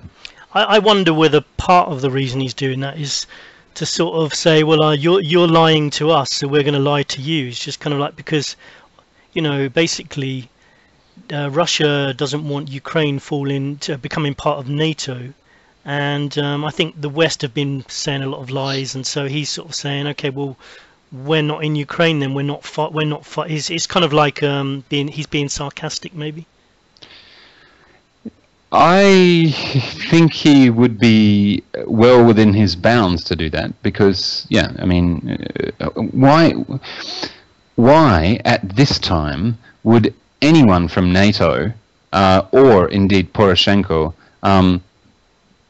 bring up the topic of Ukraine and NATO? I mean, why? That's just they're deliberately provoking him, and this is why I just feel a bit of despair and kind of really think that, you know, these people are playing with all of our lives. I mean, this could potentially result in World War III. It's not such a crazy thing to happen. Basically, the route they're going down, provoking a big country like Russia. Yeah, I mean, and you know, meanwhile, the EU, who have been staggeringly, stunningly ineffective throughout this crisis, much to the chagrin of people in other peripheral regions of Europe, they've suddenly said, oh yeah, we've got a whole bunch of new sanctions to level against Russia. That's this week, while the peace talks were in preparation. Yeah, and, so Putin's response was to say, just to remind everyone that they had nuclear weapons. Yeah. So there's clearly, I mean, I don't know. It just, like I said, the world's gone insane. I mean, this is just stirring the pot, you know. I mean, the conflict in Ukraine's killed, almost 3,000 people? We need it to stop, regardless of who's got the bigger dick. Like, it just doesn't matter, you know. We need it to stop. So, yeah, and meanwhile,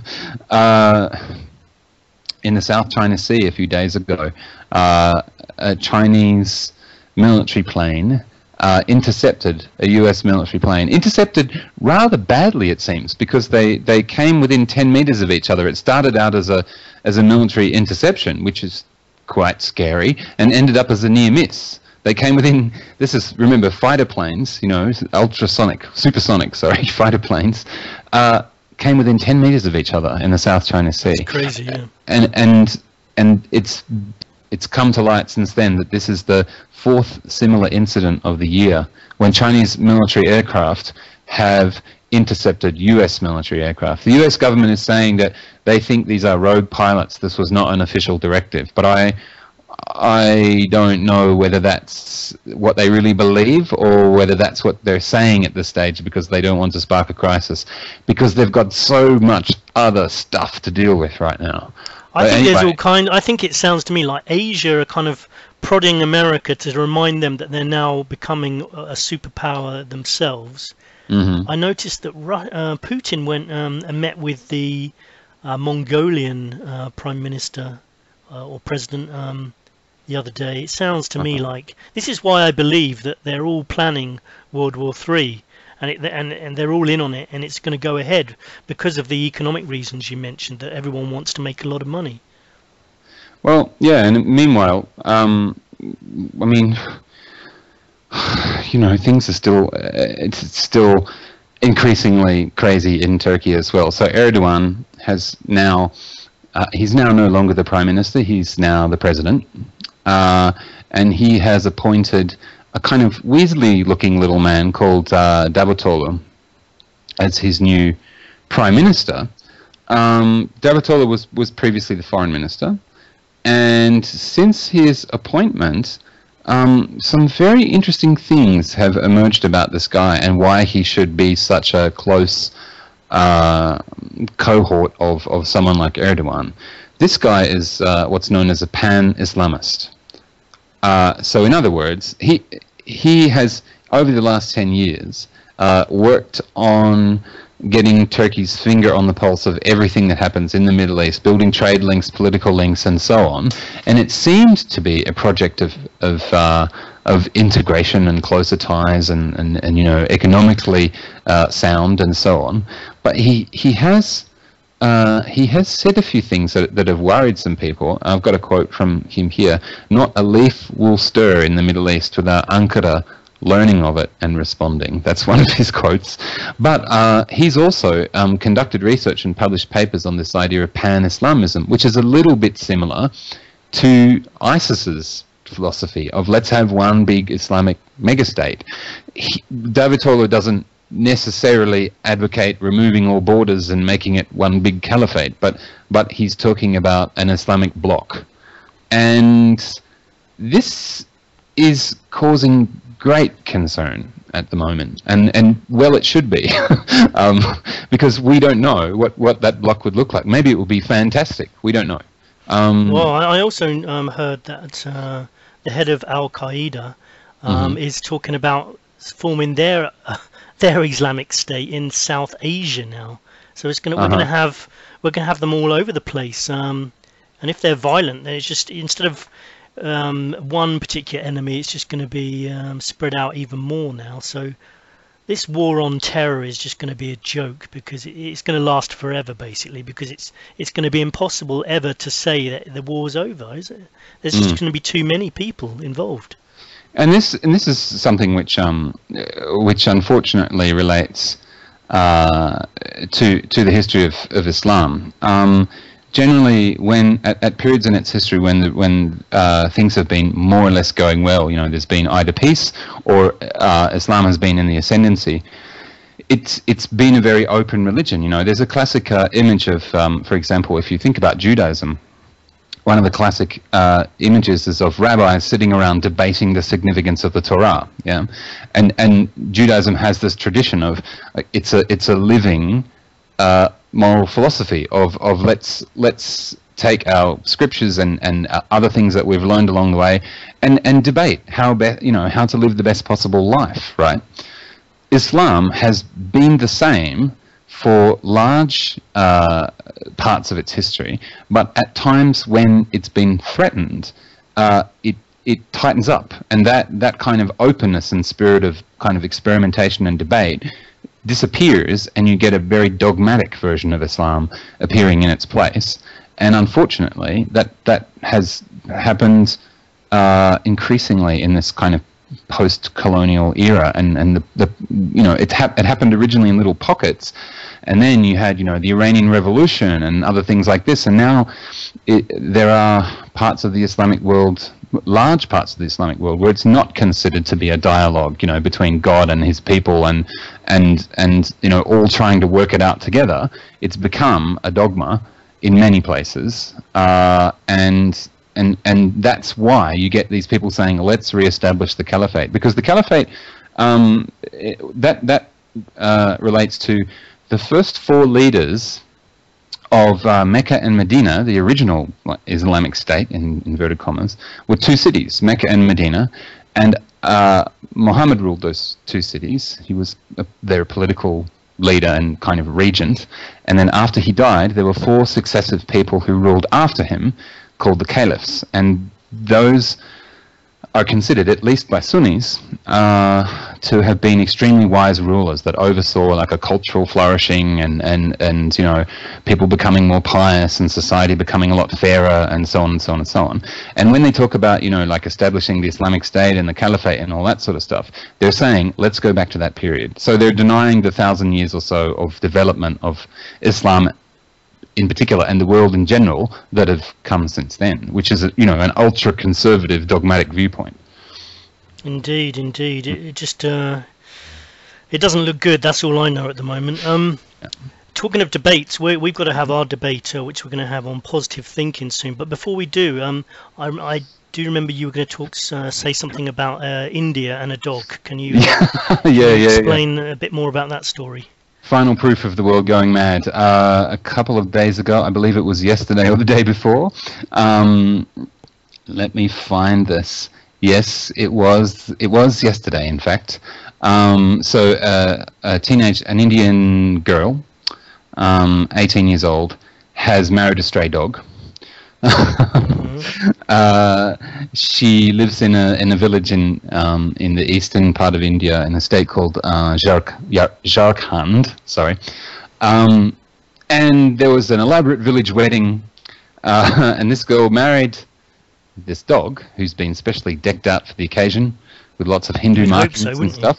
You would hope so, yeah. I mean, yeah. Make This the is effort. rather bewildered-looking dog, I might add. Maybe even reluctant. Maybe even. I mean, I don't know. Who knows? I mean, I imagine Indian wedding feasts it'd be pretty lavish, and there'd be plenty for a dog to enjoy. But yeah, so she's married a dog because it's going to rid her of some demons, so that eventually she can find her Prince Charming. That's what she said. Very odd, very odd. But I have heard of people marrying animals before. I watched a very interesting documentary once. It was quite disturbing as well, but there was a guy who actually changed the front of his house so a horse could actually come inside his house because he'd married a horse. Anyway, yes. The thing about these kind of things, though, is although they're absolutely nuts, at least they're harmless. You know, I wouldn't mind if people wanted to set up a state and start marrying animals. I'd be like, fine, go ahead. You know, at least I don't have to go there on holiday. You know, I can just go somewhere else, and these people aren't going to try and kill me. But you know, that is true. That is true. And to be fair, yes, it is harmless. But and to be fair, there are no divorce proceedings. So you know, if the dog's not happy, if the dog becomes the victim of you know, passive aggressive. That's one violence. thing you can say about animals is that you know they don't seem to be the most, well, I suppose there are some aggressive animals around, but if we think about domestic animals, they don't do anyone any harm, do they? They're just they're fairly passive creatures, and you know you can actually treat them badly. I think you can learn a lot from animals. You can treat them badly, and they're still going to come back and just treat you the same way. You know, they're very forgiving creatures. Yeah, and certainly, and not only that, but he's going to chase the demons away. So apparently, they do that as well. Okay, well, talking of chasing demons away or chasing maybe negative thoughts away, we're going to talk about positive thinking, and you're actually going to try and rebuff the idea that positive thinking is a good thing. So we're going to have a little mini debate on that, and I'm going to put a little voting button at the end of the show, which I'll talk about later, and give people the link so they can vote on whether what they think about positive thinking. If you were to make up a title for this discussion, this little debate, what would you say it's about? Is it about does positive thinking work, or would you think of another title? No, I would call it the positive thinking scam. That's a good title. So let's start with that. The positive thinking scam. I'll let you start off with, and I'm going to try and maybe rebuff some of the things you're saying. Sure. So I think we need to distinguish between three kind of related but distinct things. Yeah, there's just a character trait of being optimistic. Yeah. Then there's times when people say things like think positively. Yeah. Suggesting that you should be more optimistic in a particular situation. Yeah. And then there's another thing, which is the positive thinking movement. And now this is an ideology. It's not about character traits. It's an ideology which suggests that the world is shaped by our wants and desires and thoughts, so that by focusing on the good things, the bad things just cease to exist, or at least they leave you alone and go elsewhere, as if you've created a kind of immunity for yourself. So in this ideology, thinking about good things leads to success and happiness, and failing to think about good things leads to failure and unhappiness, which is your fault because you've failed to change your thought patterns. Okay. Can I just say a little bit here? Of course, yeah. Yeah, I think everyone does have their own idea of what positive thinking is. I mean, I've heard of this movement as well. I think you've got the books like and The Biggest Secret, I think, which is sort of going down that idea of you create the world around you and you should think positive. But one thing I haven't heard is people saying it's your fault. That in some ways that sounds like something quite negative to me. Like I haven't heard many people saying if you're not successful, it's your fault, because that would be, to me, that would go against if someone did have a positive thinking movement, them actually pointing at someone and saying it's your fault that you haven't become successul. There can't be that many people who actually do that in the positive thinking movement. Well, let's put it this way. We can think of. I think everybody can think of times in their life where they feel depressed or they're sad about something, and another person tells them to, think positive, and it isn't all that bad. Either that's because you're just sad about something, and the other is that you're clinically depressed. They're very different, of course. So let's talk about depression first. Okay, so a lot of people come to this positive thinking movement because they just want to fulfill more goals in their life or something like this. Yeah, but some people try it as a way of dealing with depression, and I would say that if you're depressed, positive thinking is not the place to go. Because the advice you get is really inadequate and potentially damaging, I would say. So, for example, medical research has shown, I think beyond any doubt, that depression is a legitimate medical problem. Various kinds of depression have been defined, and there's one, manic depression, which goes in cycles. So you have short periods of being intensely depressed and short periods of being intensely positive and ambitious. When you start all kinds of projects and then you get depressed and you can't finish any of them, you look around you at the the mess in your garage or whatever, and you think, oh my god, I'm a total fucking failure. Isn't being bipolar linked to that as well? It is, yeah. There's definite kind of crossover in those conditions. But look, one of the characteristics of depression is that people lose their usual ability to see their difficulties in perspective. So whatever problems you have, they begin to seem, insurmountable. You can, of course, say that most people's problems do pale in comparison to, losing your leg or I don't know, Russian insurgents invading your town, or finding out you've got terminal cancer. Most people's problems are a lot smaller than that. So you can legitimately say to these people, look, it's not that bad and everything will work out and so on. And probably there's a good chance you're right. But that's part of the disease of depression, that you can no longer do that. So when these people come to the positive thinking movement, and they're all about thinking positive thoughts and changing your thought patterns and so on, basically what the positive thinking people are saying to the depressed people is, that disease you've got, try not to have it. Yeah, no, I can totally understand that. I think someone with medical depression, it's gonna. I still think that thinking positively is not gonna, or going down a route of starting to change their mentality. Is a good route to go down to start thinking positive, but I don't think anyone. Well, I don't think it'd be wise for anyone to say, yeah, you just need to do this. It's that simple. It's not going to be that simple for someone with depression. That's going to it's going to take time. It's going to take a lot more time. But I still think changing the mindset of that person is a route to go down for sure.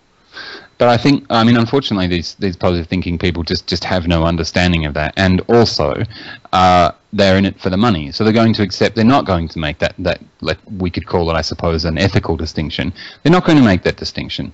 And another problem there is that if you're feeling depressed, which usually involves feelings of inadequacy and failure and so on, then you surround yourself with people telling you how they've changed their lives by thinking positively, and it doesn't work for you, then you've just got one more reason to see yourself as a failure. And in fact, the mind of a depressed person is in some ways on a mission to destroy that person's self-worth. This disease, when you're in the grip of it, I suppose you could say, one thing that happens is you take whatever input is around you in the environment and you try to interpret that in a way that tells you that you're crap. So the worst thing to do is to surround yourself with people who are telling you how successful and happy I think I would agree with you that someone with long-lasting clinical depression, positive thinking alone is not going to be the only answer. I think there's going to be lots of other issues that their doctor will talk to them about. But yeah, for sure it's not. But I would say that the positive thinking movement, and I'm just using that label to encompass everything to do with positive thinking. Mm-hmm. I would say that it's not particularly aimed at manic depressives. It's aimed at everybody. Okay, so let's talk about people who just feel a bit sad. Perhaps they're just down about things generally, or or something specific has happened in their life, they're grieving, or maybe they feel a bit unfulfilled with their lives. Yeah.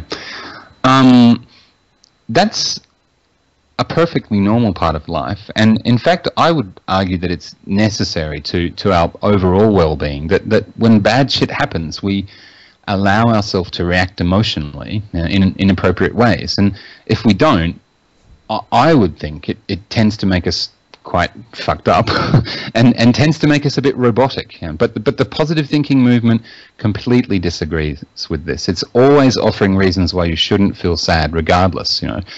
There's this everything happens for a reason line, for example, which it isn't specific to the positive thinking movement, but they use it a lot, and it's absolutely awful. I mean, it's awful in a number of ways, but in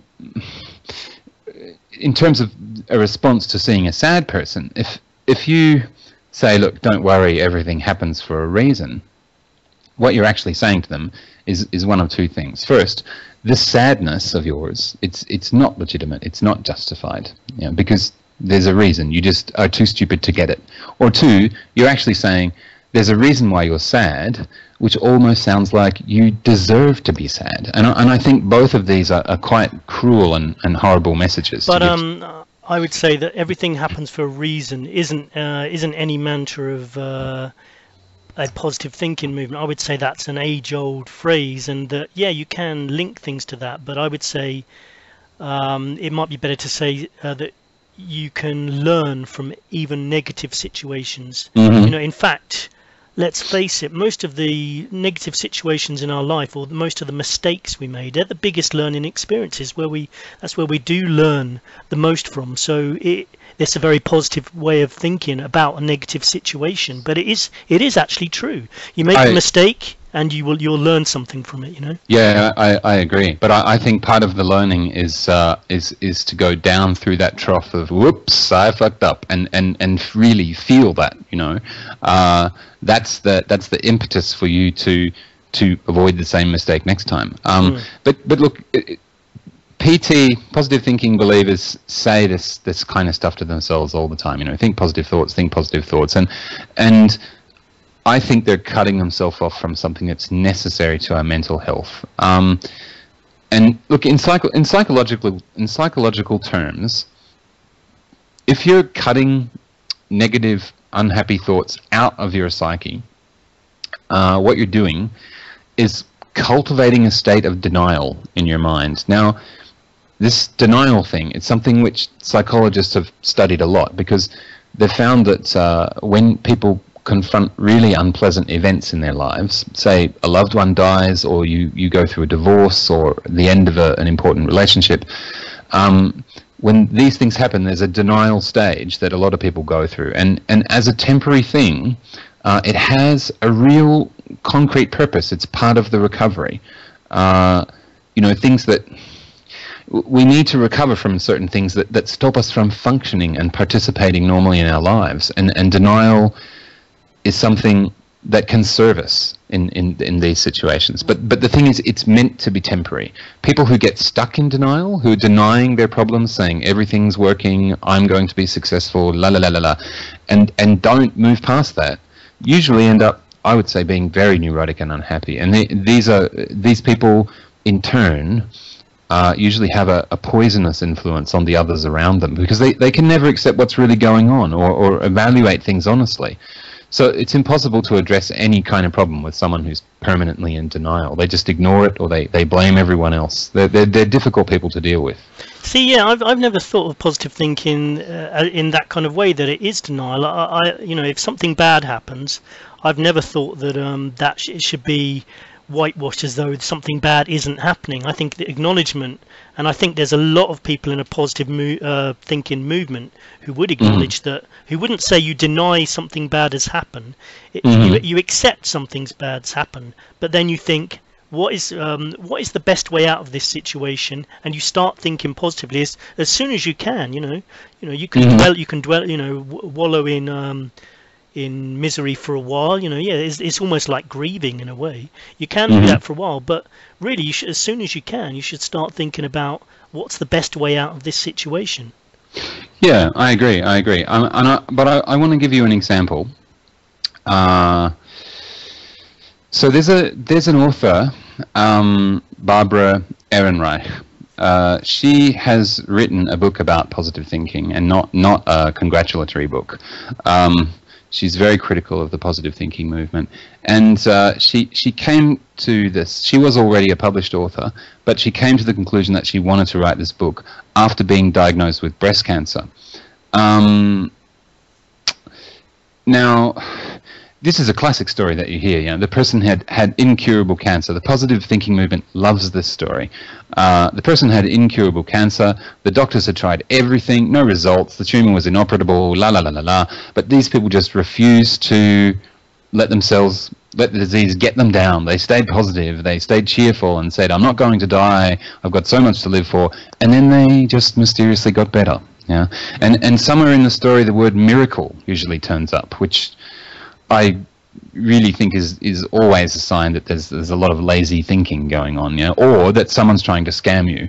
So positive. Now I have to interrupt slightly there. I mean, there are scam artists around, but there are cases of miracles around the world, and having faith in something good to happen there has been proven cases where that has worked. Now, I don't necessarily think that someone should apply that to every situation, but I think you could find cases for sure where it has worked. And positive thinking in medical conditions, I think, has been scientifically proven to actually have actually made some people better in some situations. That's it. Yeah, but that's exactly the point. I read a quote earlier online. I just came across it coincidentally. By one of the early psychoanalysts, I can't remember, Jung or Adler or someone like that. And the quote was let your positivity or let your optimism be a character trait. Don't let it become an ideology. You know? Because I agree. I mean, if something as catastrophic as that happens to you, yeah, you can spend the last months of your life being horribly depressed, or you can, you know, enjoy and savor the time you have left, and so on and so on. And of course, that's the better way to go about it, you know.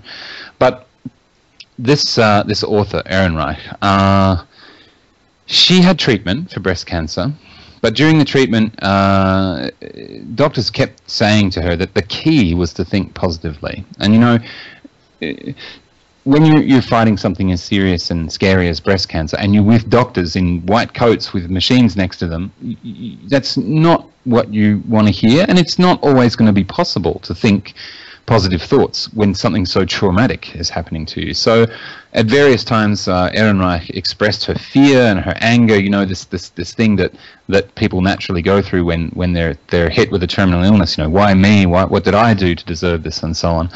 And these medical professionals lectured her for being so negative. You know, stay positive, everything will be okay. So she went onto the internet, and she joined lots of forums started by breast cancer sufferers, and she found that there was a legion of breast cancer sufferers out there who had slipped into this delusion that the medical treatment was neither here nor there, that the only way to beat cancer was to stay upbeat. And these women, I mean, there were women writing books with names like The Gift of Cancer, you know. That's pretty sick. It is.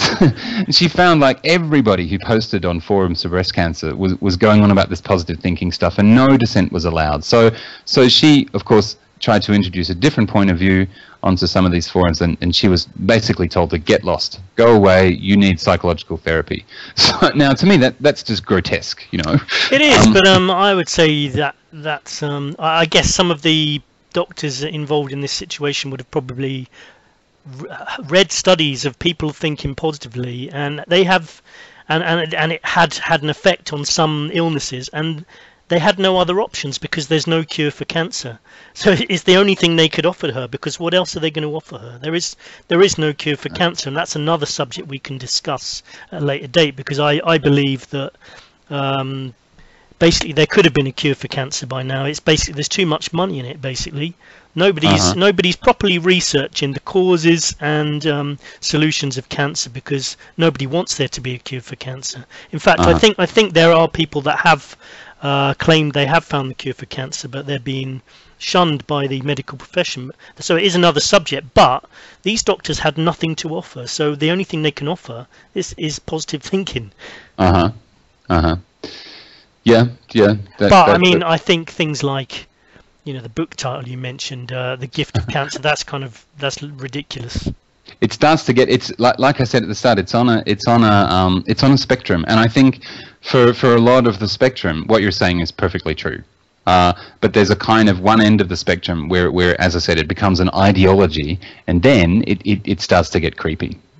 It does, yeah. But at the same time, if someone did have cancer, like you said yourself, the positive thing, it's not such bad advice, because if that person is going to die a year from now, like you said, what can you do? Are you going to spend that year thinking negatively, or do you want to spend it doing everything you ever wanted to do and thinking as positively as possible? Because you're going to have the most positive year thinking that way, the more positive year than you are if you think negatively. So there's quite a big element of truth in it. Okay. Yep. Let's talk about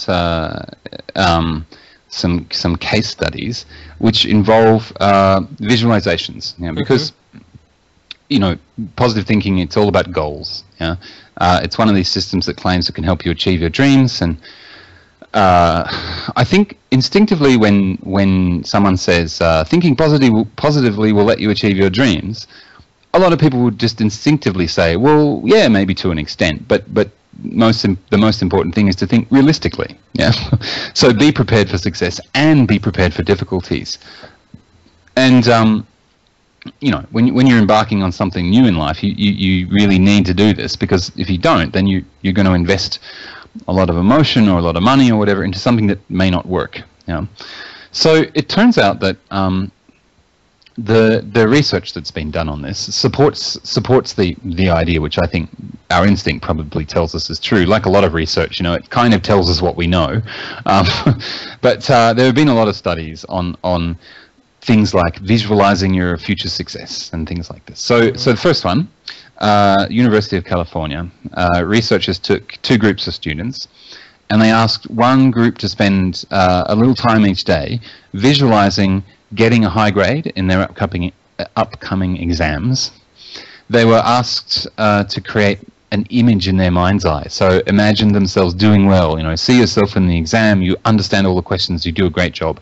Then visualize what happens when you get your results, the big party, your parents being proud of you, blah, blah, blah. So they were told to do that every day. And then there was a control group who weren't given any visualizations. But they were just told, do whatever you normally do to prepare for an exam. But the researchers asked both groups to keep a journal where they noted down how many hours of study they did. And this is the interesting bit. The visualizations only lasted a few minutes, but the students who did them spent hours less studying, and they ended up with lower grades. Second study, University of Pennsylvania, the researchers talked to females who were dieting, and they asked these women to rehearse scenarios in their heads about food-related situations. So for example, going to a friend's house for dinner and there's lots of food there that you shouldn't eat while you're on this diet, or going to a party, whatever. So they took any answers, but then they categorized them as positive or negative. So if a woman said, yeah, sure, I could be at a party, I'd stick to my diet, I'd resist every temptation, that was categorized as extremely positive. Whereas if she said, I would totally lose the plot, like after one drink I'd just eat everything I could see, that was classified as a negative answer. Again, these researchers found that the women with the positive thoughts lost less weight than the ones with the more pessimistic thoughts. So that the women who essentially said, no, I'm strong, I'll never be tempted, actually were, more so than the ones who perhaps had a lower opinion of their ability to stick to the diet. Yeah, I would say about these tests, there's so many tests though, isn't there? I think a lot of these people do tests which they already sort of know the outcome, so that they can prove a theory that already exists, or an idea they already have. Because I can tell you another another trial that was done at the University of South Carolina by Barbara Fredrickson. Excellent. Research fight. Barbara Fredrickson tested the impact of positive emotions on the brain by setting up an experiment. She divided her research subjects into 5 groups and showed them different film clips. The first 2 groups were shown film clips that created positive emotions. Group 1, for example, saw images that created feelings of joy. Group 2 saw images created feelings of contentment. Group 3 was a control group. They saw images that were neutral and didn't produce any specific emotion. And the last 2 groups were shown clips that created negative emotions, creating images of that created feelings of fear and feelings of anger.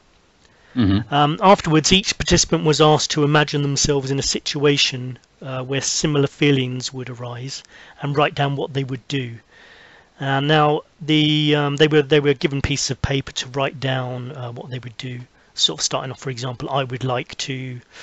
Participants who saw images of fear and anger wrote down the fewest responses, while the participants who had seen the images of joy and contentment wrote down a significantly higher number of things that they would do. And so basically, in other words, when you're experiencing positive emotions of joy, contentment, love, you're going to see more possibilities. That's what the outcome of this. So basically, I was just I only said that just to show you that anyone can make a trial and come up with an outcome, because that's what these scientists do, don't they? Yeah, no, it makes sense in a way. If you're in a positive frame of mind, then you're more geared to coming up with strategies. So absolutely, and I think that is the strength of positive thinking. That when you start thinking positively, you do start to have more ideas about how to get yourself out of a negative situation. And I don't think you should. You mentioned about visualization. Yeah. I think the problem with your example about the passing the exams, I don't think the visualization is particularly successful when you set a deadline. When you say this has got to happen on this particular date, what it's got to be is something like your second example, where someone was trying to lose weight. Is not to say I'm going to lose weight by this day and visualize it and basically just visualize what's going to happen, the outcome, but don't set a deadline, because you may not do it in 3 weeks, you may not do it in 4, but if you have visualized how you're going to look at a certain point, then you can eventually achieve it. It's like you've been in the boxing ring, you're going to get knocked down, there's going to be setbacks, but you can still achieve that visualization of you in a slim state. I think that the danger is, I don't disagree with you, but I think the danger is that if you put too much emphasis on this, you can get lost in your visualization. So I sort of agree with Anthony on some of his points, and there is a danger that we deny that we're feeling bad and that things need addressing, but we're going to talk about that more in part 2, which will be on next week's episode with Sheila Zielinski. Let us know what you think, though. Go to the chat room, leave a voicemail, vote. Anyway, remember, blind belief in authority is the greatest enemy of truth. Albert Einstein. Just reminders about donations button, which is on the About section of the Truth Sentinel YouTube channel. That's the one that's called Truth Sentinel, not Truth Sentinel 2, not any of the other sites that put up videos, which we're quite happy for people to do. And you'll find the voicemail section on there as well. Just have a quick check. Go to YouTube, type in Truth Sentinel, make sure you know where the real channel is. Okay. But we do thank people who are supporting us for putting up our videos as well.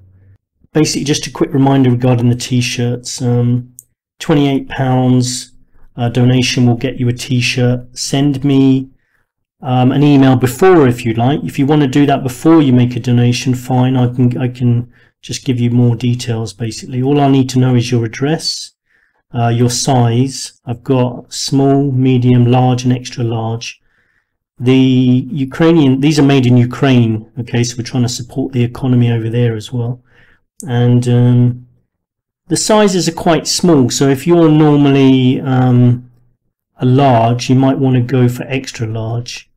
If you usually buy a medium, you might want to get a large instead. So send me your address, your size, And then you can do that before you make a donation. Once I get confirmation, I'll send you a t-shirt. Also, we've teamed up with another t-shirt company, not the same one where we get our t-shirts made in Ukraine, but another company. The name is Truth T-shirts, and that's from trutht-shirts.com. Now we've made an agreement with them that any t-shirt you buy there, Truth Sentinel listeners get a 10% discount. You need to type in a code. I don't know whether it's case sensitive, but it's Truth1. Truth in capital letters 1. So the code is Truth1, and you get your 10% discount. And they will also donate £2.50 to Truth Sentinel channel. So you get 10% discount, and you make a donation. You get a political t-shirt which lets people around you know the way you're thinking and where you stand. And I think this is part of the thing we can do, is to let people realize that there's other people out there questioning the truth. And the more and more people they see, the more I think other people will come out and start questioning as well. They also do customized t-shirts if you're going on a protest march or something. And they're quite reasonably priced. I mean, they're cheaper than our Truth Sentinel t-shirts. I mean, I'm only saying £28 because that sort of includes a donation as well to Truth Sentinel, by the way. Their t-shirts, quite a lot of them under the £20 mark anyway. And they've got quite a choice. I'll be putting up some photos on this episode, as well as political photos, political things that I've been sending out on Twitter. During the week, when I have time, I send out political messages on Twitter, and I thought a good way of using them again is to put them up on the episode. Let me know what you think, though, because like I said before, and I do mean it, this is a community channel, and if you don't like those things that I'm putting up, then just let me know and I'll take them down. And let me know also how you think this channel could be improved, things we could do. We're basically about spreading tolerance, looking for a peaceful yet revolutionary change to make a better society, addressing issues that we see at the moment, such as missing planes, honor killings, things like that, you know, things that we can try and affect anyway.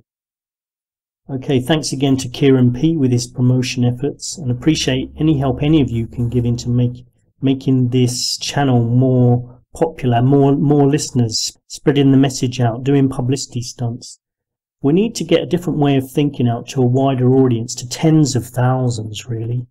I'm not doing this just as an entertainment. I'm certainly not doing it for money. We make a loss at the moment, and I really feel that the world is in a dire situation and we need to do something about it. Anyway, don't forget to come and say hi. Leave a voicemail, or email me, scottsentinel9@gmail.com, for any reason. If you want to say hello, if you want to leave a comment, if you want to come on as a guest, if you want to suggest a guest. Topics coming up in future episodes could include Fukushima, Chernobyl, missing persons, time travel, the Dyatlov Pass incident, religious cults, utopia, revelations, end times, Noah's Ark, all kinds of things basically. Other shows that we listen to: Hagman and Hagman, Freeman Fly, Mark Cockin, John Gary, David Icke, Pete Wickert, Sheila Zielinski, who's going to be joining us next episode. Please contact us for any sponsorship, any advertisers, scottsentinel9@gmail.com. Thanks again for listening. Have a great week. Catch you later. Goodbye.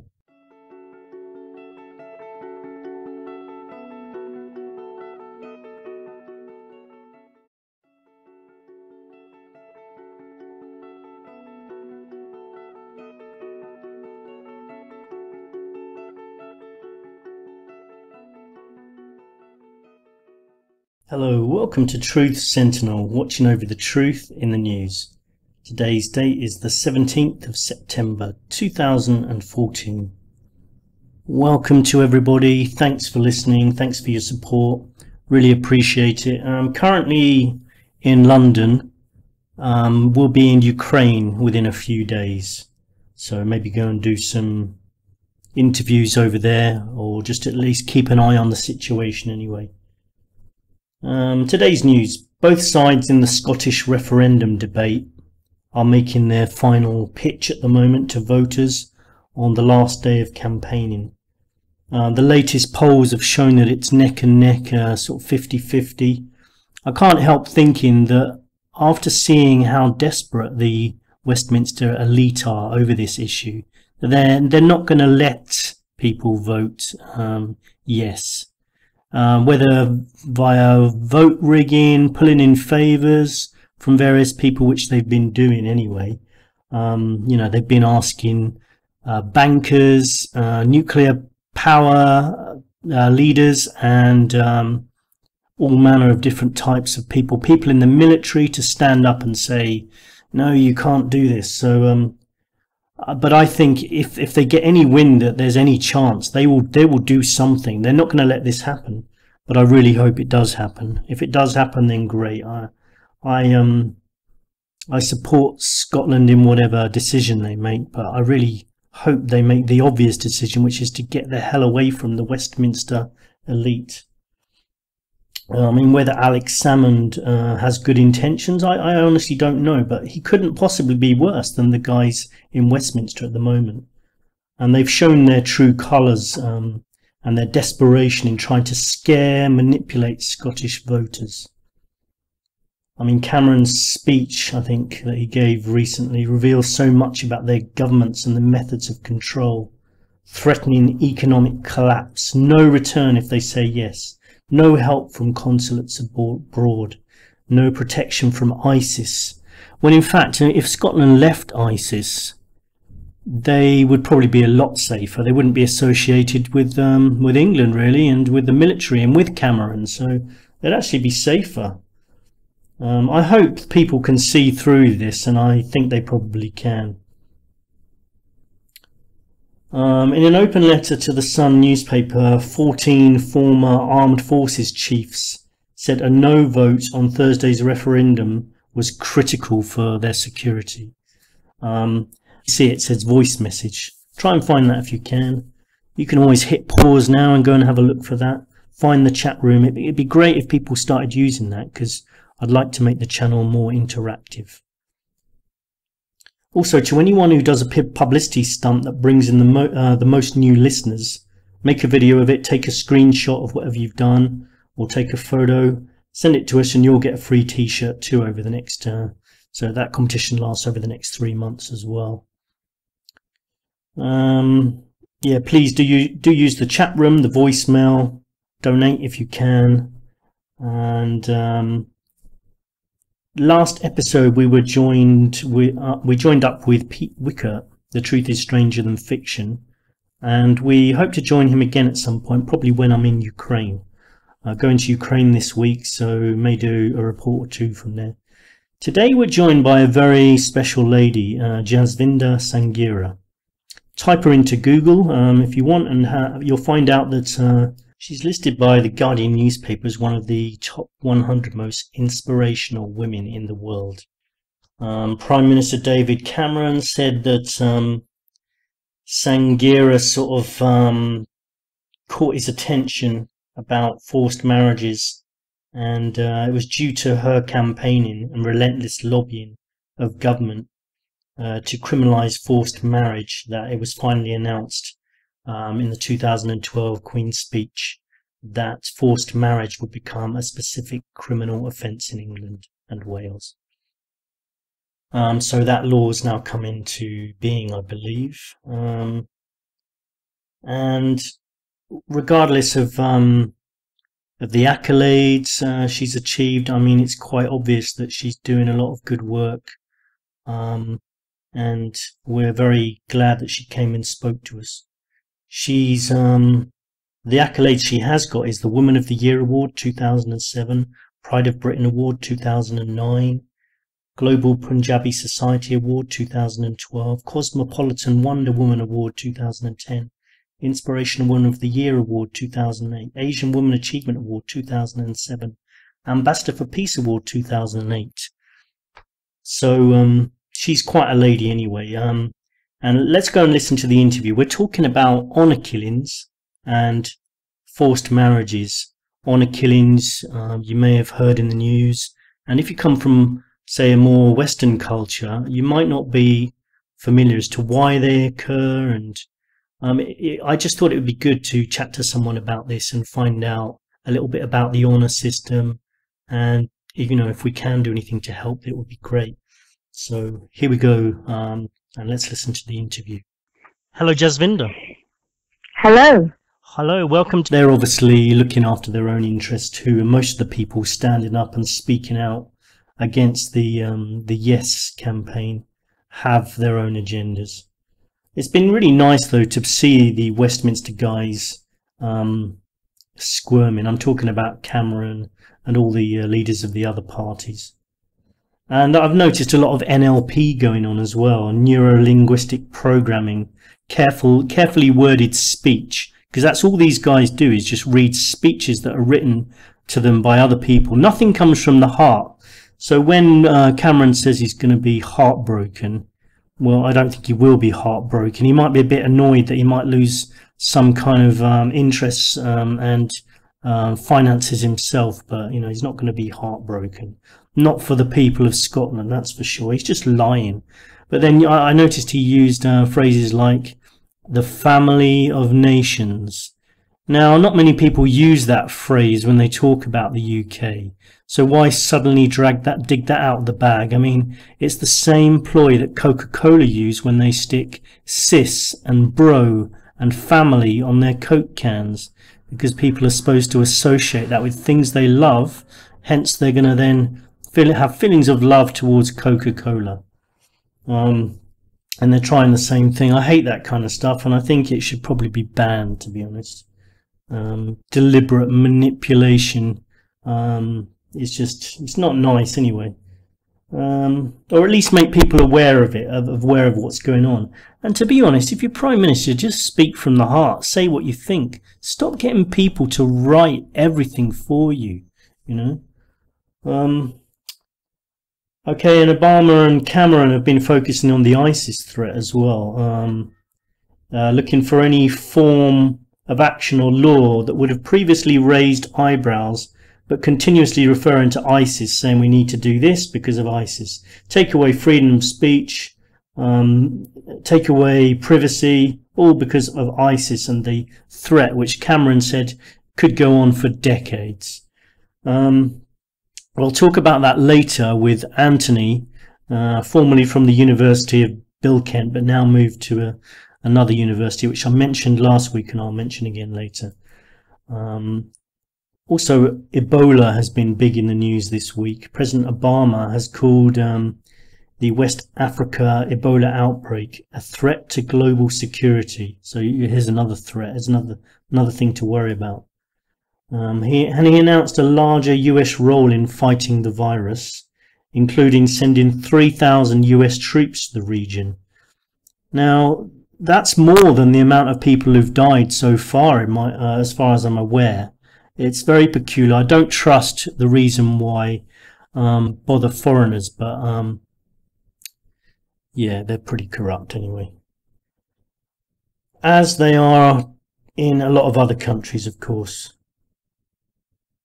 I heard Julia Toriansky talking about anarchy last week, and in the past I've always thought, anarchy, some nice ideas, but actually in practice it wouldn't work. But I was quite impressed with what Julia was saying about it. I saw her on Alex Jones as well, so I've contacted her, and I hope that she may come on at the end of this month anyway to talk to us as well about anarchy, about Bitcoin, about the dark web, and lots of other issues as well.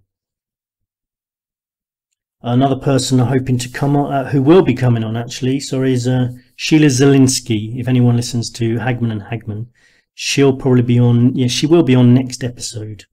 If you know Sheila Zielinski, tune in for that next week. Okay, the t-shirts have arrived, so I just wanted to say there's two ways to win a free t-shirt over the next 3 months, and say Christmas time, and that is a free t-shirt to the person with the most interesting 1.5 minute voice comment, which you can do on the voicemail system we've set up. Now, to get to it, first of all, you need to make sure you're on the Truth Sentinel channel on YouTube. There are other sites that put in our videos up, and we're very grateful for that. But if you need to use any of the facilities like the voicemail, the chat room, make a donation, you need to make sure you come to our channel, which is Truth Sentinel. You type it into Google, it'll either come up as Truth Sentinel or Truth Sentinel 2. Actually, Truth Sentinel is the main channel. Truth Sentinel 2 is a channel with a lot of subscribers, but unfortunately I need to ask you, if you are listening on that channel, to subscribe to Truth Sentinel, not Truth Sentinel 2, as we had some problems with that channel, and we can only upload the videos onto the Truth Sentinel channel. And also, if you type in things like Scott Sentinel 9, Truth Sentinel on YouTube, you'll find it. And basically you can donate on there. If you want to get a t-shirt, just donate. I'm taking it down to £28 at the moment. Yeah, so I'm using that old capitalist trick of knocking £2 off, so it sounds a lot cheaper, when in fact it's only £2 cheaper, but never mind. Anyway, so the competition is whoever can come up with the most interesting, informative, even funny comment over the next 3 months on the voicemail system. Please use that. You click on the icon at the top right of the page, or go to the About section, and you'll actually see he's doing this. My alarms always go off whenever they do something because they say they care. Then there's something going on, because they don't care. So why is he sending 3,000 US troops to the region? Could they be collecting samples to bring back to cull the population, the rest of us basically? Anyone who thinks that that's ridiculous and a conspiracy theory, just listen to some people talking. Listen to Prince Philip, Bill Gates, Ted Turner, a lot of people. You know, population has been deemed as getting out of control, and they would actually feel they'll be doing some good by culling sort of, you know, some people say 15-20%. I think that was Bill Gates who mentioned 15%. Others, like if you look at the Georgia Guidestones, I think they're talking more like 90%. So you know, the Ebola virus could be a concern, but I'm very suspicious about what those troops are going to be doing over there. A trial of the experimental vaccine against the Ebola virus is to begin in Oxford today, I believe. Now, it's very strange, because has been a number of companies that were asked to work on vaccines for the Ebola virus in sort of up to 7 years ago, or 7 or 8 years ago, and they just perfected their antidote and vaccines in the same year that the worst ever case of Ebola broke out. Sure, it's just coincidence, of course. Anyway, they're either going to do this to cull the population a bit, or they're going to do it to raise money, create fear, create panic, and then start selling the pharmaceutical industry solutions to the problem. I noticed in Thailand, I keep a bit of an eye on Thailand, as obviously because I travel there quite a lot, and you know, there's been a murder in Thailand on a beach resort, Koh Tao, I think it was. 2 British people killed, and I noticed straight away they were saying they were focusing all their attentions not on British people or foreigners or Thais, but on the Burmese immigrants. That's because the Thais pretty much hate the Burmese immigrants, and there has been plenty of cases in the past where they've actually pinned crimes on the Burmese people who happen to be there. It's a bit of a corrupt police system in Thailand too, you know, as it's probably a bit of an understatement. I do love Thailand, love the people, love the food, love the beaches, but and actually the police don't tend to